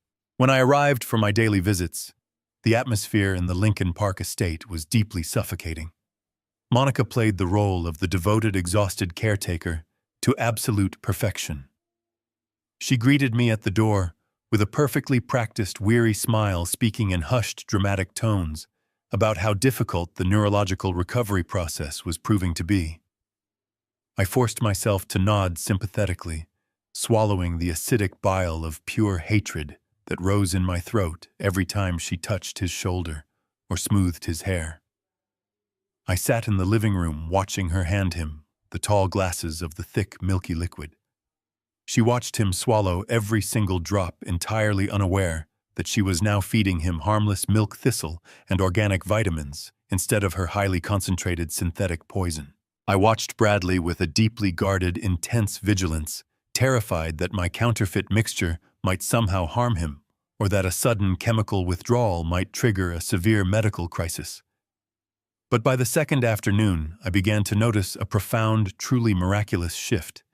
The heavy, deathly gray pallor that had masked his handsome face was slowly beginning to fade, replaced by the faintest hint of healthy color. His posture in the deep leather armchair was no longer entirely liquid and boneless.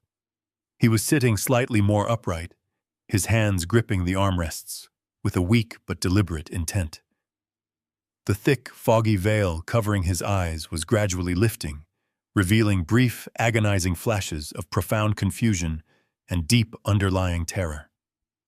He was slowly waking up from the dark chemical nightmare she had deliberately trapped him in. On the third day of my unannounced substitution, the breakthrough finally happened.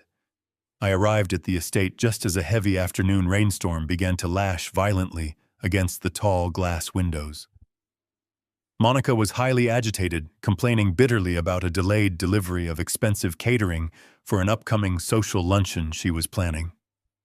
She ushered me into the living room where Bradley was sitting quietly on the large designer sofa. He looked significantly sharper today, his eyes actively tracking my movements as I entered the room.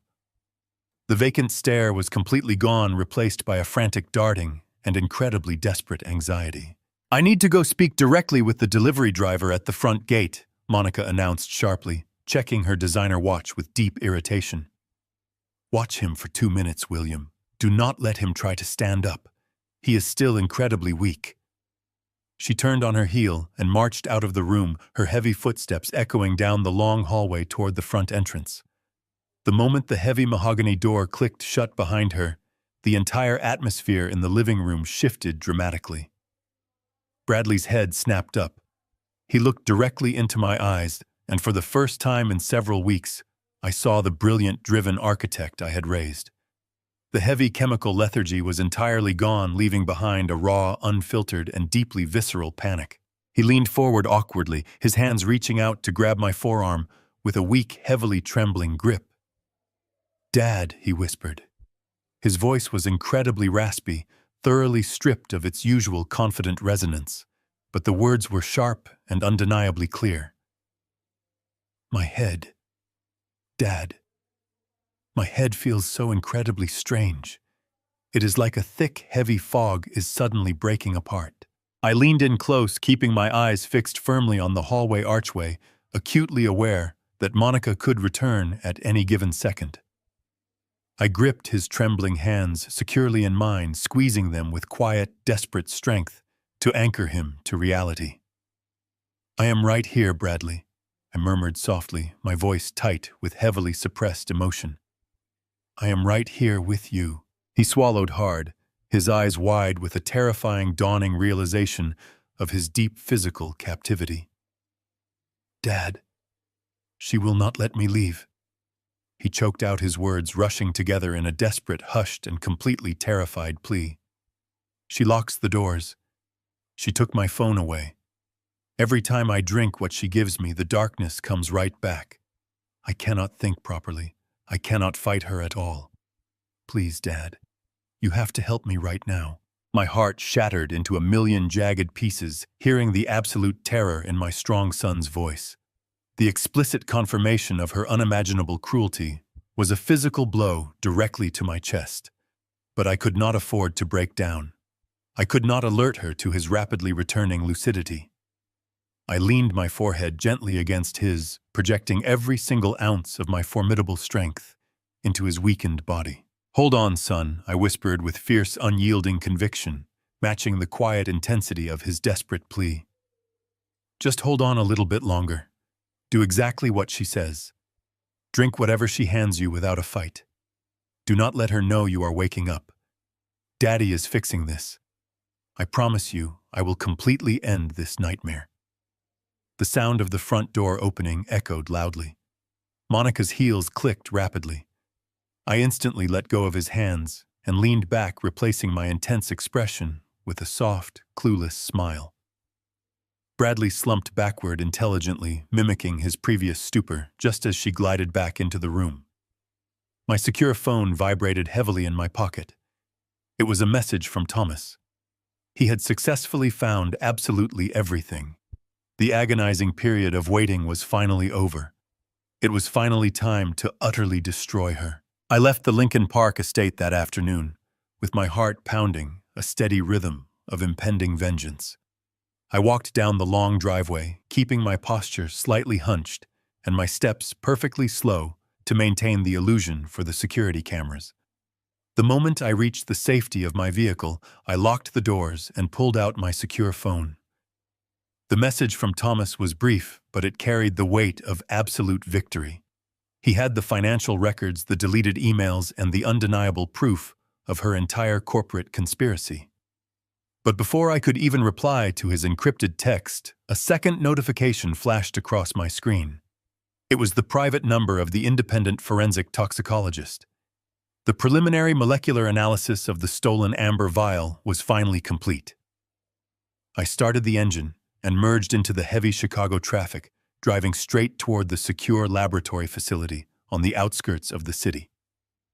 The rain continued to batter my windshield, washing away the grime of the day, perfectly mirroring the cleansing storm I was about to unleash upon Monica. When I arrived at the sterile facility, the eccentric chemist was already waiting for me in his private office.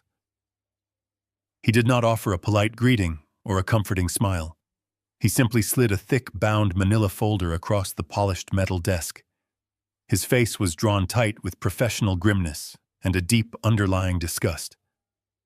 I opened the folder, my eyes scanning the complex chemical breakdowns and the highlighted summary printed on the very first page. I am not a medical professional, but decades of reviewing highly technical architectural engineering reports had trained my mind to quickly absorb complex data. I looked up at the toxicologist, waiting for him to translate the dense scientific jargon into plain, actionable English. "This is not a holistic vitamin therapy," the chemist stated, his voice devoid of any emotion. "It is absolutely not a high dose of vitamin B12 or an organic neurological supplement, as the fraudulent label claims. What you brought me is a highly concentrated, incredibly potent synthetic liquid formulation. The primary active ingredient is haloperidol." The name sounded vaguely familiar, but I needed the exact clinical context. "Haloperidol," he continued, leaning forward and tapping the paper with a silver pen, "is a very heavy first-generation antipsychotic medication. It is typically utilized in severe psychiatric wards to immediately subdue highly violent, actively hallucinating, or completely uncontrollable patients. It functions by forcefully blocking the dopamine receptors deep within the brain. It drastically suppresses motor function, crushes cognitive processing, and induces a state of profound, overwhelming lethargy. In standard pill form, it is highly regulated. In this concentrated liquid format, administered consistently over a period of weeks, it is an incredibly effective tool for total human subjugation." My blood ran completely cold. I thought of Bradley slumped in that leather chair, his brilliant mind trapped behind a thick wall of forced chemical suppression. "But that is not the only substance in the vial," the toxicologist added, turning to the second page of the report. "The haloperidol has been meticulously blended with a powerful, fast-acting muscle relaxant. This specific combination is incredibly insidious. The antipsychotic completely crushes his cognitive ability to think, to reason, or to fight back mentally. The muscle relaxant systematically destroys his physical ability to move, to stand up, or to escape. She is literally dissolving the connection between his brain and his body."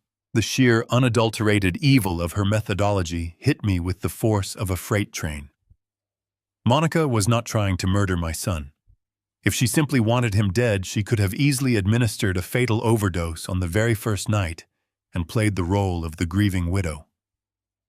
But a sudden, unexplained death of a wealthy, healthy 35-year-old chief executive officer would immediately trigger a massive police investigation, a mandatory autopsy, and an intense legal scrutiny of his corporate assets. The life insurance payout would be substantial, but it would completely pale in comparison to the total ongoing value of his incredibly lucrative architectural firm. She did not want a one-time payout. She wanted the absolute, uncontested control of the entire empire. To achieve that massive goal, she needed him alive but entirely incapacitated. She was executing a slow, methodical chemical lobotomy. By keeping him in a constant medically induced stupor, she was expertly manufacturing a highly documented, irrefutable medical history of severe psychological collapse. The fraudulent clinic was steadily building a paper trail of his supposed executive burnout, his sudden cognitive decline, and his inability to perform basic executive functions. She was parading him in front of doctors, colleagues, and even his own father as a broken, rapidly deteriorating man. Once the narrative was firmly established in the public and medical record, no judge in the state would ever question the execution of that ironclad power of attorney. She would legally declare him entirely incompetent, slide seamlessly into the role of the sole trustee, and completely usurp his voting rights. She would lock him away in an expensive psychiatric care facility under her total control while she freely liquidated the assets I had spent my entire life building. It was a masterpiece of corporate theft executed through the profound physical torture of the man she had sworn to love and protect. I thanked the toxicologist, taking the heavy manila folder and locking it securely inside my leather briefcase. The forensic evidence was completely undeniable. The chemical signature of the poison perfectly aligned with the legal timeline of the drafted corporate documents I had photographed in her kitchen. I left the laboratory and drove directly to a secure private meeting room at a downtown hotel where Thomas was already waiting for me. I walked into the room and placed the toxicology report directly onto the table next to his open laptop. "It is a heavy antipsychotic mixed with a severe muscle relaxant," I told him, my voice practically vibrating with suppressed rage. "She is chemically lobotomizing him to steal the company." Thomas did not look surprised. He simply opened a digital file on his screen and turned the monitor toward me. "Your chemical analysis perfectly matches the financial trail I just uncovered," he said, his tone utterly clinical. "Monica has been incredibly busy over the last 8 months. Before she met your son, she was drowning in massive credit card debt and facing severe legal action from 2 previous landlords. She is a highly sophisticated grifter. But the most important piece of data is the holistic wellness clinic. It is not a legitimate medical practice. It is a shell corporation entirely funded by a group of incredibly aggressive, highly unethical venture capitalists. Those are the exact same individuals sitting on the board of the blind trust she intends to transfer Bradley's voting rights into." I stared at the screen, watching the complicated web of fraudulent wire transfers, hidden offshore bank accounts, and deleted encrypted text messages outlining the entire horrific conspiracy. They were actively paying off the corrupt medical professionals to provide the synthetic haloperidol and fabricate the fraudulent medical records. This was the absolute end now. I sat in the sterile hotel meeting room, letting the crushing weight of Thomas's digital presentation wash over me. The sheer scale of the financial conspiracy was staggering, yet it perfectly aligned with the horrific medical reality I had just uncovered. Monica was not merely a greedy spouse acting on a sudden impulse. She was a highly calculated operative functioning as the vital linchpin in a massive, deeply coordinated corporate syndicate. I reached out and slowly closed the lid of Thomas's laptop, plunging the room into a heavy, contemplative silence. I thought I had uncovered the absolute bottom of this treacherous abyss, but my ruthless investigator was far from finished. Thomas leaned back in his heavy leather chair, his sharp eyes studying my face with a profound, grim intensity. He reached down into his worn leather briefcase resting on the carpeted floor and produced a thick, heavily sealed manila envelope. He placed it squarely in the center of the polished mahogany table right next to my damning toxicology report. The heavy thud of the paper hitting the wood sounded like a gavel striking a judge's bench. "This is the physical documentation, William," he stated quietly, his voice lacking its usual abrasive edge. "I suggest you brace yourself, because the financial trail and the fake holistic clinic are only the corporate mechanics of this operation. The personal motivation is infinitely more disturbing." I stared at the thick, unmarked envelope, feeling a sudden icy knot twist violently deep inside my gut. My decades of navigating treacherous business negotiations had trained me to anticipate nearly every possible angle of betrayal, but Thomas's serious demeanor signaled a deeply personal violation that completely transcended corporate theft. I picked up the envelope, the rough texture of the thick paper scraping against my dry fingertips. "What exactly did you find?" "Thomas," I asked, my voice dropping to a low, incredibly dangerous register. "Did she hire a secondary assassin to finish the job once the legal documents were finalized?" Thomas shook his head slowly, refusing to break eye contact. "No, William," he replied firmly. She did not need to hire an outside assassin. She already had an inside man intimately embedded within the absolute highest levels of your son's daily life. Open the file. My hands trembled slightly as I broke the heavy wax seal and pulled out a thick stack of high-resolution 8x10 surveillance photographs. The very first image was a perfectly clear, brightly lit shot of a highly exclusive, intensely private boutique hotel located in the wealthiest district of the city.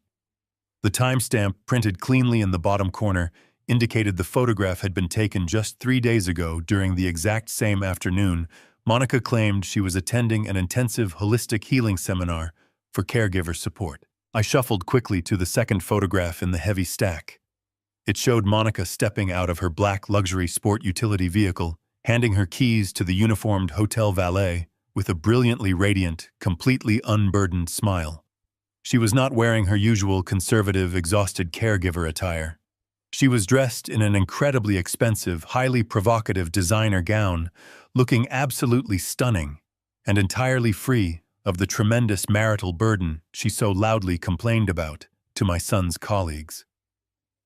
My stomach churned violently as I moved to the third image. It captured Monica walking gracefully into the dimly lit, highly secluded rear courtyard of the hotel restaurant. But she was not dining alone. Sitting across from her, at an intimately small candle-lit table, was a man dressed in a sharp-tailored charcoal suit. His back was turned to the hidden camera lens obscuring his facial features, but his posture radiated a deeply familiar, incredibly relaxed confidence. I stared at the broad shoulders and the distinct cut of his expensive suit jacket. A powerful wave of chilling recognition slowly creeping up the back of my neck.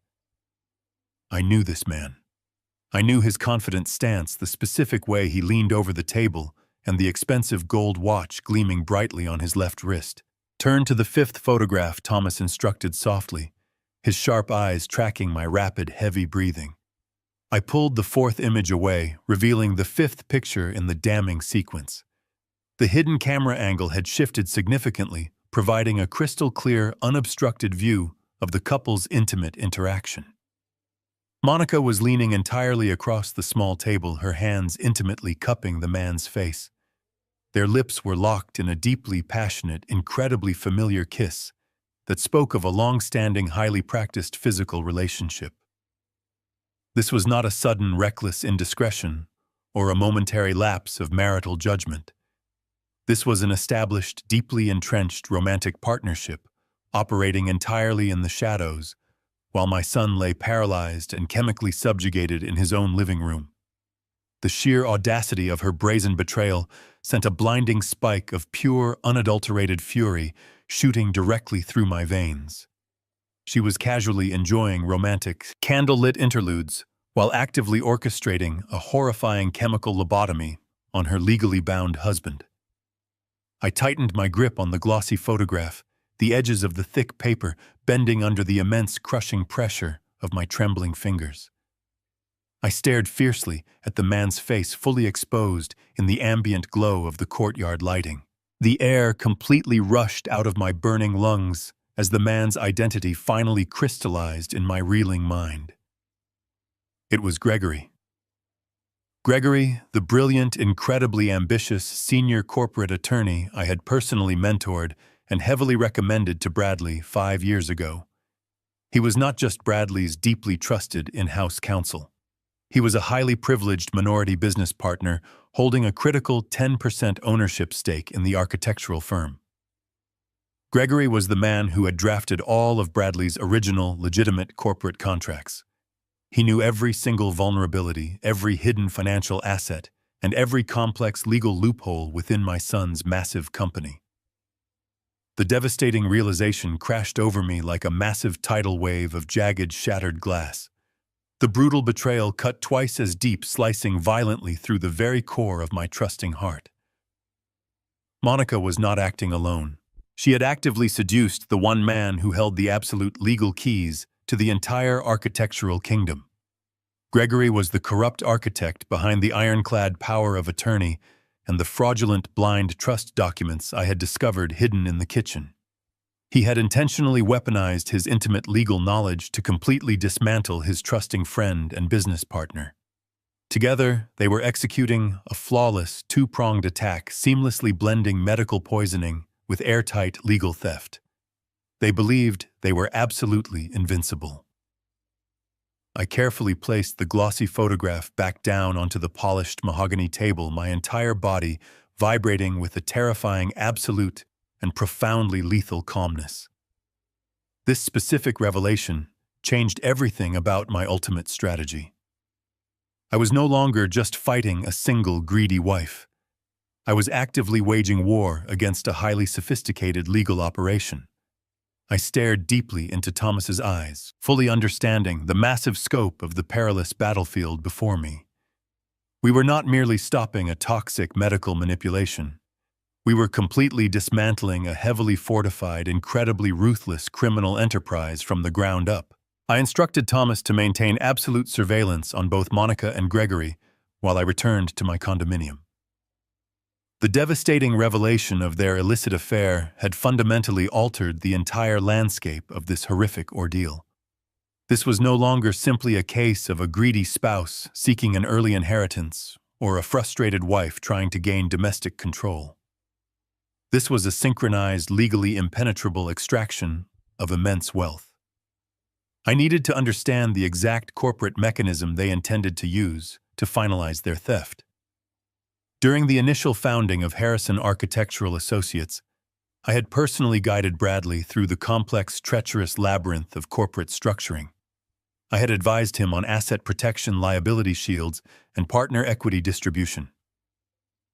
I walked directly into my study, unlocked the heavy steel filing cabinet tucked beneath my bookshelves, and pulled out the original foundational binders of my son's architectural firm.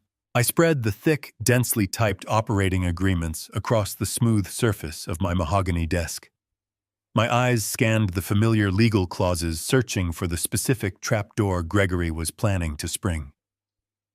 As an insider, the minority partner and the firm's chief legal counsel, Gregory, knew this complex document better than anyone else. He had drafted the recent corporate amendments himself. I pored over the shareholder agreements, the equity distribution models, and the strict corporate bylaws, reading late into the silent, dark night. Just past 3 a.m, the lethal mechanism finally revealed itself. It was buried deep within a highly convoluted, incredibly dense addendum attached to the primary partnership contract. It was a specific variation of a standard legal protocol commonly referred to in corporate law as a buy-sell agreement or an incapacity trigger. I had initially recommended a similar protective measure years ago to shield the growing company from external liquidation in the event of a sudden tragic accident involving my son. However, Gregory had subtly modified the specific legal language during a recent routine contract update. It was an update Bradley had undoubtedly signed without a second thought, completely trusting his closest friend and primary legal advisor. The heavily modified clause explicitly detailed the protocol for permanent medical incapacitation.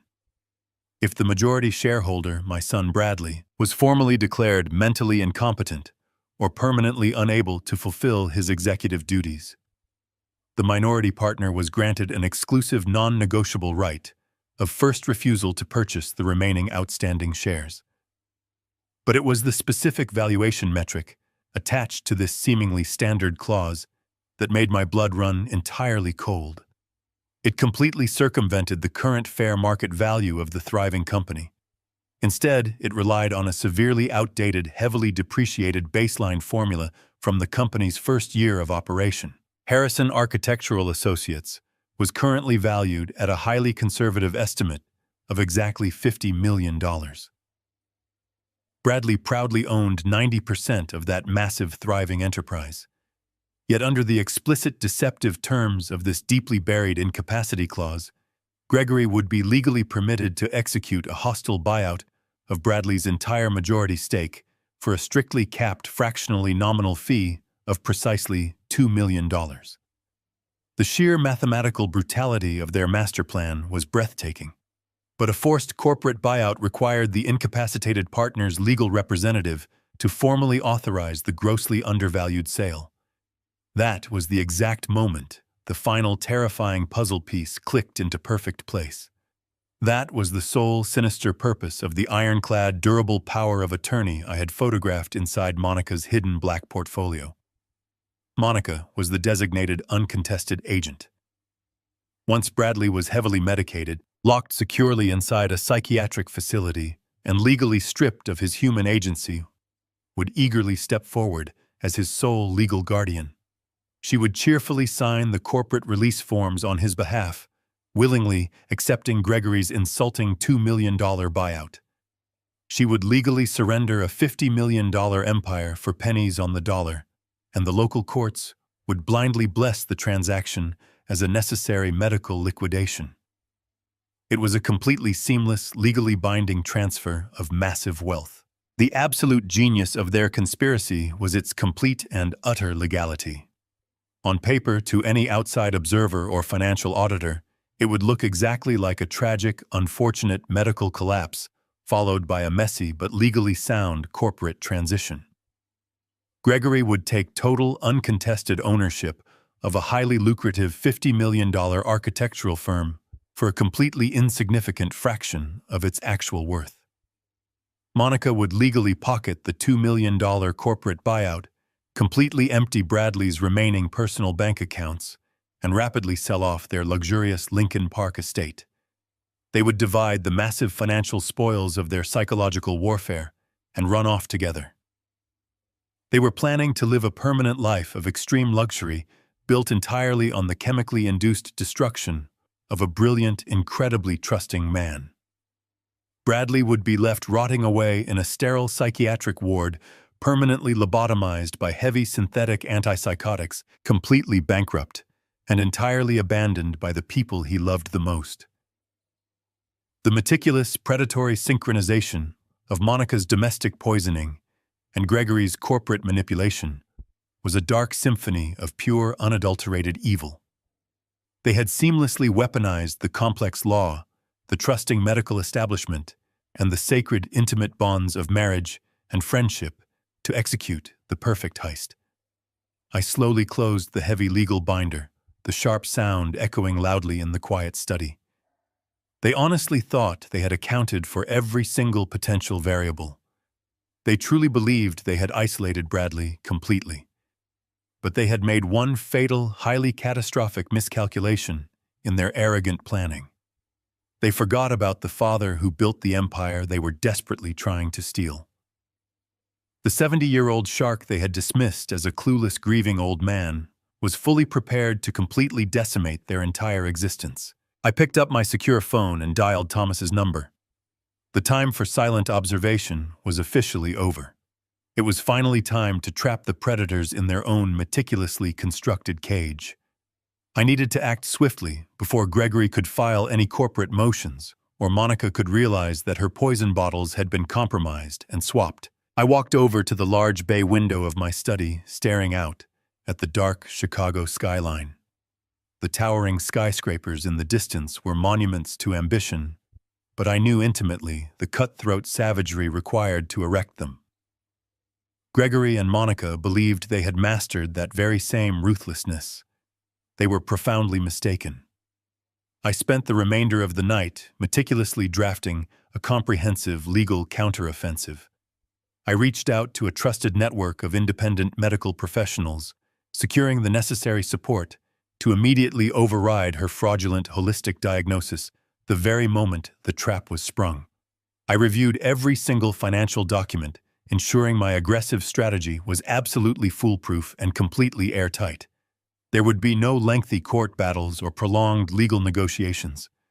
I was going to execute a precise, devastating ambush that would instantly sever their control and permanently expose their immense corporate fraud.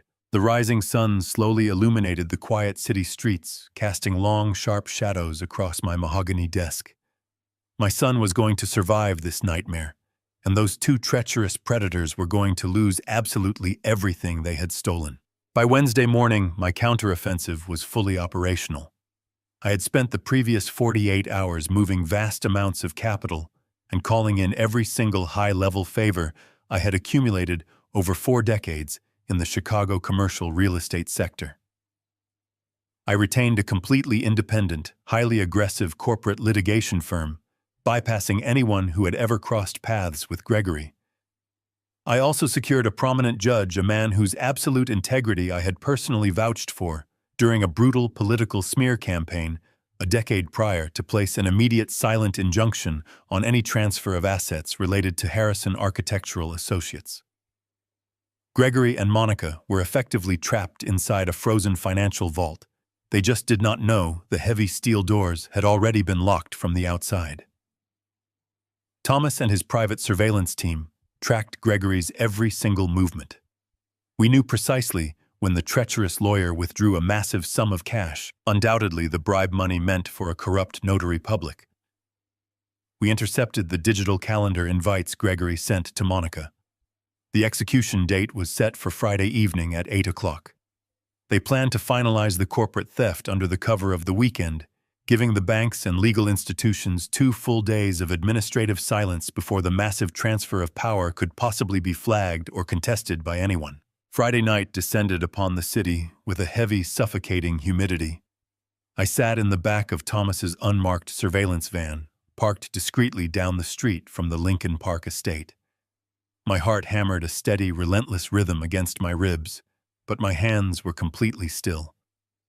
Beside me sat 2 off-duty federal marshals Thomas had brought in, men who specialized in executing high-risk corporate warrants. We watched the live feed from the microscopic audio bugs Thomas had managed to plant near the front door and dining room earlier that week. At precisely 7:45, a sleek silver sedan pulled into the long driveway. The heavy iron gates, operated remotely by Monica, swung open instantly. Gregory stepped out of the vehicle, smoothing the lapels of his expensive, tailored suit. He was accompanied by a nervous-looking older man carrying a thick leather briefcase, the corrupt notary public they had purchased to bless their massive fraud. Gregory walked up the stone steps with the arrogant, unhurried stride of a man who believed he was about to conquer the world. He pressed the doorbell, and the heavy mahogany door opened immediately. Monica greeted him with a soft, triumphant laugh. I listened through the audio receiver as their voices echoed in the grand foyer. The microphone picked up the disgusting sound of their brief, familiar kiss. "Is he ready?" Gregory asked, his voice dripping with eager anticipation. "He is perfectly compliant," Monica replied smoothly. "I gave him a double dose of his special smoothie an hour ago. He can barely hold his own head up. He will sign exactly where we tell him to sign, and by Monday morning we will own absolutely everything. Let us get this over with quickly. I want to celebrate properly." My blood boiled hot and lethal, but I forced myself to wait. We needed them to physically present the fraudulent documents. We needed the corrupt notary to formally begin the illegal authorization process. I stepped out of the surveillance van, signaling Thomas and the marshals to follow me. We moved silently across the manicured lawn, approaching the front of the house. I bypassed the main entrance and led the men directly toward the large bay windows of the formal dining room, the exact spot where I had witnessed my son being poisoned just days before. I pressed myself against the cold stone facade and peered through the narrow gap in the heavy velvet curtains. The scene playing out beneath the glowing crystal chandelier was a sickening tableau of pure greed. Bradley was seated at the head of the heavy mahogany table. Because I had successfully swapped the toxic vials for harmless herbal supplements. Earlier in the week, my son was not actually heavily sedated. He was experiencing a rapid, agonizing withdrawal from the synthetic antipsychotics, his body fighting through the terrible residual fog. He was slumped forward, his breathing shallow, but his eyes were darting nervously around the room, registering the severe danger, even if he could not fully articulate it. Monica stood directly behind him, her hands resting possessively on his shoulders, her perfectly manicured fingers digging into his tailored shirt. Gregory stood across the table, laying out the thick stacks of dense legal paperwork. The corrupt notary sat nervously to the side, already stamping his official seal onto the blank signature pages, completely ignoring the fact that the signatory was visibly impaired. "This is the final hurdle, old friend," Gregory said, his voice laced with a sickening, mocking warmth as he looked down at Bradley. "I just need your signature right here on the bottom line. It is a simple administrative transfer. It will take all the heavy stress completely off your shoulders. You just need to rest now. Monica leaned down, pressing her face against Bradley's ear. Come on, darling, she cooed, her voice sweet and deeply venomous. Do it for me. Just sign the papers so you can go back to sleep. She picked up a heavy gold-plated fountain pen from the table and forcefully pressed it into Bradley's trembling right hand. She gripped his wrist with her own hand, preparing to physically guide his fingers across the dotted line. Gregory tapped the paper, impatiently pushing the buyout agreement directly under Bradley's face. The document that would legally surrender a $50 million architectural empire for a pathetic $2 million. Bradley groaned, a raw, primal sound of pure resistance escaping his throat. He tried to pull his hand back, his knuckles turning white as he fought against Monica's surprisingly strong grip. His sheer willpower was fighting through the chemical residue, desperately trying to protect the legacy I had built for him. But Monica was relentless. She tightened her grip, pushing the gold pen downward, until the sharp metallic nib hovered a mere fraction of an inch above the thick legal paper. The dark ink was seconds away from permanently staining the document. I did not wait another heartbeat. I turned to the federal marshals standing beside me in the dark and gave a sharp, decisive nod. We did not bother with the discreet service entrance or the quiet patio door. We moved directly to the massive, solid oak front doors of the grand foyer. Thomas stepped forward, wielding a heavy tactical breaching ram he had retrieved from the van.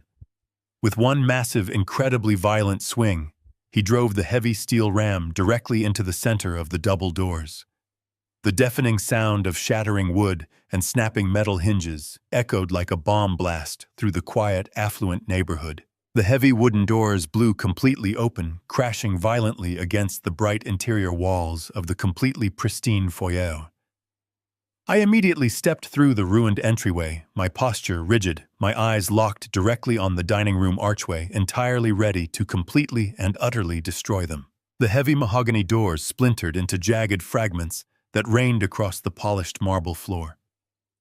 Gregory and Monica froze, paralyzed by the deafening sound and the sudden violent intrusion into their secluded sanctuary. I strode through the arched doorway of the formal dining room, my wet overcoat dripping onto the expensive Persian rug. I was not alone. Flanking me were two senior federal agents from the Financial Crimes and Domestic Terrorism Task Force, their dark windbreakers, a stark contrast to the sterile elegance of the room. Close behind them, a team of emergency medical technicians rushed into the space, moving with immediate, practiced urgency toward my son. Gregory dropped his heavy leather briefcase. It hit the floor with a dull thud, spilling pristine copies of the fraudulent corporate buyout agreements. Monica gasped, taking a sudden step backward away from Bradley, her hands instinctively flying to cover her mouth. Her perfectly manicured facade was instantly shattered by the sheer, overwhelming force of our unannounced arrival. The corrupt notary public scrambled out of his chair, knocking it backward as he desperately raised his hands in a pathetic gesture of surrender. Secure the perimeter and detain the individuals, the lead federal agent ordered, his voice echoing with absolute uncompromising authority. The second agent moved swiftly around the large mahogany table, positioning himself directly between Gregory and the front exit. The paramedics immediately surrounded Bradley. One technician quickly checked his pulse while another gently lifted his chin, examining his dilated pupils and shallow breathing. I watched as they carefully wrapped a stabilizing cuff around his arm, speaking to him in low, soothing tones. "What is the meaning of this outrage?" Monica demanded, her voice shrill and trembling as she frantically tried to regain her composure. "William, you cannot break in here. This is a private medical matter regarding my husband," she continued, her chest heaving with panic. "You are trespassing." I ignored her frantic screeching and walked deliberately to the head of the long dining table. I looked down at the fraudulent corporate transfer documents, noting the gold fountain pen resting exactly where Monica had dropped it. I reached into my coat pocket and pulled out the thick, heavily sealed manila envelope Thomas had delivered just hours ago. I raised it high in the air and brought it down violently onto the polished wood, the sharp smack silencing Monica instantly. "There are no private medical matters occurring in this room," I stated, my voice echoing with a cold, lethal resonance. I reached into the envelope and pulled out the thick toxicology report, sliding it directly across the table until it rested against the corrupt buyout agreement. "This is conclusive. This is a comprehensive forensic molecular analysis of the holistic wellness supplements you have been feeding my son," I continued relentlessly. "The laboratory has completely confirmed the presence of highly concentrated synthetic haloperidol and severe fast-acting muscle relaxants. You are not treating executive burnout, Monica. You are actively administering a slow chemical lobotomy to deliberately induce permanent cognitive incapacitation." Monica lost all remaining color in her face. Her skin turned a sickly ashen gray, and her mouth opened and closed in silent, suffocating panic. She looked frantically toward Gregory, silently begging the brilliant corporate lawyer to conjure a magical legal defense. Gregory straightened his suit jacket, desperately trying to project the arrogant confidence that had defined his entire career. "William, you are making wildly libelous accusations," Gregory stammered, a thin bead of sweat forming on his forehead. "You are emotionally compromised by this highly unfortunate neurological decline. As the acting corporate counsel for Harrison Architectural Associates, I must warn you that these aggressive actions constitute severe tortious interference." Gregory pushed on his voice, gaining a fraction of its usual authority. "I am simply here to facilitate a legal transfer of power under a valid, legally binding, durable power of attorney." I did not break my icy stare. I reached back into the thick envelope and pulled out the stack of glossy surveillance photographs. I fanned them out across the table, completely covering the fraudulent corporate contracts. The bright, high-resolution images of Gregory and Monica kissing passionately in the secluded courtyard of the boutique hotel gleamed under the crystal chandelier. "You are not facilitating a corporate transfer," Gregory thus replied smoothly, watching his eyes widen in absolute horror as he recognized the damning photographs. "You are actively executing a highly coordinated $50 million corporate heist. You engineered a fraudulent power of attorney, buried a predatory incapacity clause in the partnership agreement, and conspired with your romantic partner to completely steal the majority stake for a pathetic $2 million. Gregory took a shaky step backward. His knees buckled slightly, and he reached out to grip the back of a heavy wooden chair to prevent himself from collapsing completely onto the floor. The arrogant, untouchable lawyer was entirely gone, replaced by a terrified, deeply compromised criminal, realizing his entire life was completely over. He looked down at the photographs, his mind desperately calculating the overwhelming mountain of undeniable legal evidence I had systematically compiled against him. "You underestimated the clueless old man," I stated coldly, repeating the exact insulting phrase he had foolishly uttered in his private office. I was not playing golf or mourning quietly in the shadows. I was actively tracking absolutely everything. I was tracking every single wire transfer, auditing every shell corporation, and securing federal injunctions to permanently freeze every single asset associated with your fraudulent enterprise. You are completely trapped. The lead federal agent stepped forward, pulling a pair of heavy steel handcuffs from his tactical belt. "Gregory Harrison," he announced firmly, "you are under arrest for massive corporate wire fraud, severe financial extortion, and active criminal conspiracy. Monica Harrison, you are under arrest for the attempted murder and systemic poisoning of your legally bound spouse, alongside massive corporate fraud." Monica let out a piercing, hysterical scream.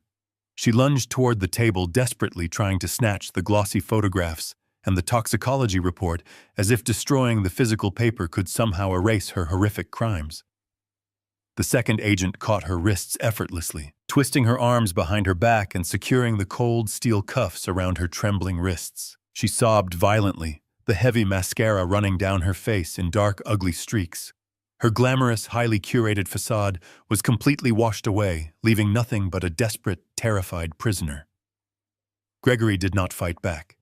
He simply stared blankly at the ruined mahogany door, his mind completely shattered by the absolute precision of my devastating ambush. The corrupt notary public was quietly detained by a responding police officer who had just arrived at the front door. The man offered no resistance, eagerly babbling about cooperating fully with the prosecution in exchange for simple leniency. I turned my back on the pathetic criminals and focused entirely on my son. The paramedics had successfully stabilized his vital signs and were preparing to move him onto a mobile stretcher. Bradley looked up at me, his eyes fighting through the heavy chemical fog that had trapped him for weeks. He blinked slowly. The absolute nightmare was officially over. We had won absolutely everything back today. The heavy silence of the dining room was quickly replaced by the urgent, organized chaos of the highly trained medical team. The lead paramedic, a burly man with calm, reassuring eyes, carefully secured Bradley onto the mobile stretcher.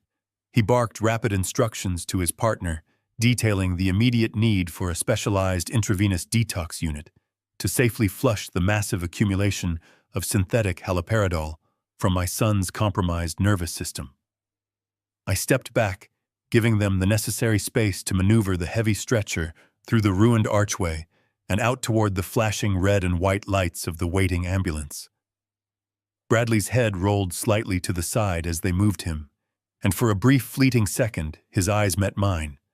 The profound terror that had clouded his vision for weeks was entirely gone, replaced by a quiet, exhausted gratitude. I gave him a single, reassuring nod, silently promising that I would handle the remaining wreckage of his shattered life. As the medical team rushed my son to safety, the federal agents forcefully escorted Gregory and Monica out of the grand estate. I followed them out onto the expansive, rain-slicked driveway, watching the final pathetic act of their shattered conspiracy unfold under the harsh glare of the police cruisers. The cold reality of their imminent incarceration had finally pierced their arrogant delusions, and their supposedly unbreakable partnership instantly dissolved into vicious, desperate self-preservation. Monica twisted wildly against the tight grip of the federal agent, her soaked designer gown clinging awkwardly to her trembling frame. She screamed hysterically, her voice echoing loudly across the wealthy, manicured neighborhood, entirely abandoning any pretense of sophisticated grace. She pointed a shaking, manicured finger directly at Gregory, frantically shrieking that the entire corporate theft was his exclusive design. She loudly claimed she was merely a naive, terrified wife who had been heavily manipulated and deeply coerced by the brilliant, predatory attorney. She wept loudly, begging the stoic agents to believe she had absolutely no knowledge of the lethal chemical composition of the holistic supplements he had allegedly provided. Gregory did not accept her desperate betrayal with quiet dignity. The polished, untouchable corporate lawyer completely lost his composure, his face twisting into an ugly, furious snarl. He spat venomous accusations right back at her, his voice hoarse and cracking with pure panic. He loudly declared that the poisoning was entirely her malicious invention, that she was a black widow who had actively seduced him to gain access to his intimate legal knowledge. He desperately offered to testify against her, begging the lead investigator to grant him full immunity in exchange for exposing her hidden offshore bank accounts and her extensive history of previous financial grifts. They stood in the pouring rain, two cornered predators viciously tearing each other apart to save their own skin. I stood quietly on the top step of the grand portico, completely untouched by the raging storm, watching with profound, icy satisfaction as the heavy doors of the separate police cruisers slammed shut, permanently sealing them inside their new steel cages. The next 30 days were a grueling, relentless uphill battle, but it was a war fought in the bright light of day, entirely free from the suffocating shadows of their deception. I spent my days coordinating with the district attorney, ensuring the mountain of forensic and financial evidence was meticulously cataloged for their impending federal trial. There would be no lenient plea deals and no quiet settlements. They were facing decades in federal prison for conspiracy wire fraud and the systematic attempted murder of my son. I spent my nights at the specialized rehabilitation clinic, sitting quietly beside Bradley as his body and mind slowly, agonizingly purged the toxic chemical residue. It was a deeply harrowing process. There were days of severe muscle tremors, intense physical pain, and overwhelming emotional exhaustion as his brilliant mind fully reawakened to the horrific reality of his wife's ultimate betrayal. But my son was a fighter. He had my blood, my resilience, and my unyielding determination. Slowly, the heavy gray pallor faded completely from his skin. His posture regained its natural, confident strength. The sharp, analytical spark returned to his eyes, burning brighter and more intensely than ever before. He spent hours talking with the medical staff, completely rebuilding his cognitive stamina, and hours talking with me, slowly processing the sheer magnitude of the deception that had occurred inside his own home. He did not break under the weight of the realization. Instead, the betrayal forged a new, impenetrable layer of hardened steel around his heart. He was no longer the trusting, overly optimistic architect who easily handed over the keys to his kingdom. He was a survivor completely awakened to the ruthless realities of the world. Exactly 1 month after the devastating ambush at the Lincoln Park estate, the heavy glass doors of Harrison Architectural Associates opened to welcome its true leader back. I walked alongside Bradley down the busy executive corridor, observing the genuine relief and profound respect in the eyes of the dedicated staff. They had been informed of the corporate restructuring, the removal of their corrupt legal counsel, and the temporary medical leave of their visionary founder. Now he was back, walking with a steady, commanding stride that instantly silenced any lingering whispers of corporate instability. We entered the expansive, sunlit chief executive suite, the very room where Gregory had once plotted to steal an entire empire from behind his polished mahogany desk. Bradley walked over to his massive drafting table, running his hands over the smooth surface, reconnecting with the physical reality of his life's work. He looked healthy, sharp, and entirely present. He turned to me, a quiet, understanding smile touching the corners of his mouth. He gestured gracefully toward the heavy leather chair positioned at the absolute head of the executive conference table. I did not hesitate. I walked over and took my seat, feeling the familiar comforting weight of corporate command settle firmly over my shoulders. We had an immense amount of work to do. We needed to launch a comprehensive internal audit, completely purge the legal department of any residual corruption tied to Gregory, and aggressively rebuild the firm's administrative structure from the ground up to ensure no single individual could ever exploit the company again. The massive $50 million empire was entirely safe, secure, and completely restored to its rightful owner. The predatory threat had been entirely neutralized, locked away behind cold federal bars where they could never manipulate or destroy another human life.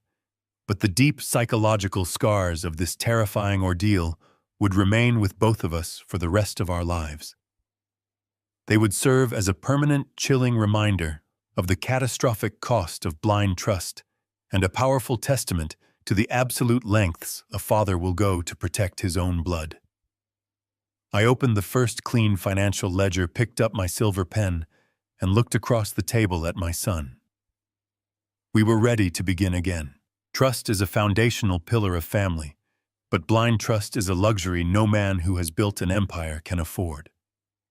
The truth is often hiding in plain sight, masked by sweet words and plausible excuses. This ordeal taught me that true love for your child sometimes means suspecting those closest to them. When your gut tells you something is wrong, do not ignore it to keep the peace. Investigate, verify, and prepare for the worst. Betrayal rarely comes from enemies. It comes from those holding the keys to your home. Protect your blood always. Did this story make your blood boil? If you've ever dealt with toxic in-laws or had to fight to protect your family, hit that like button and subscribe right now. Leave a comment below, letting me know where you're watching from and what you would have done.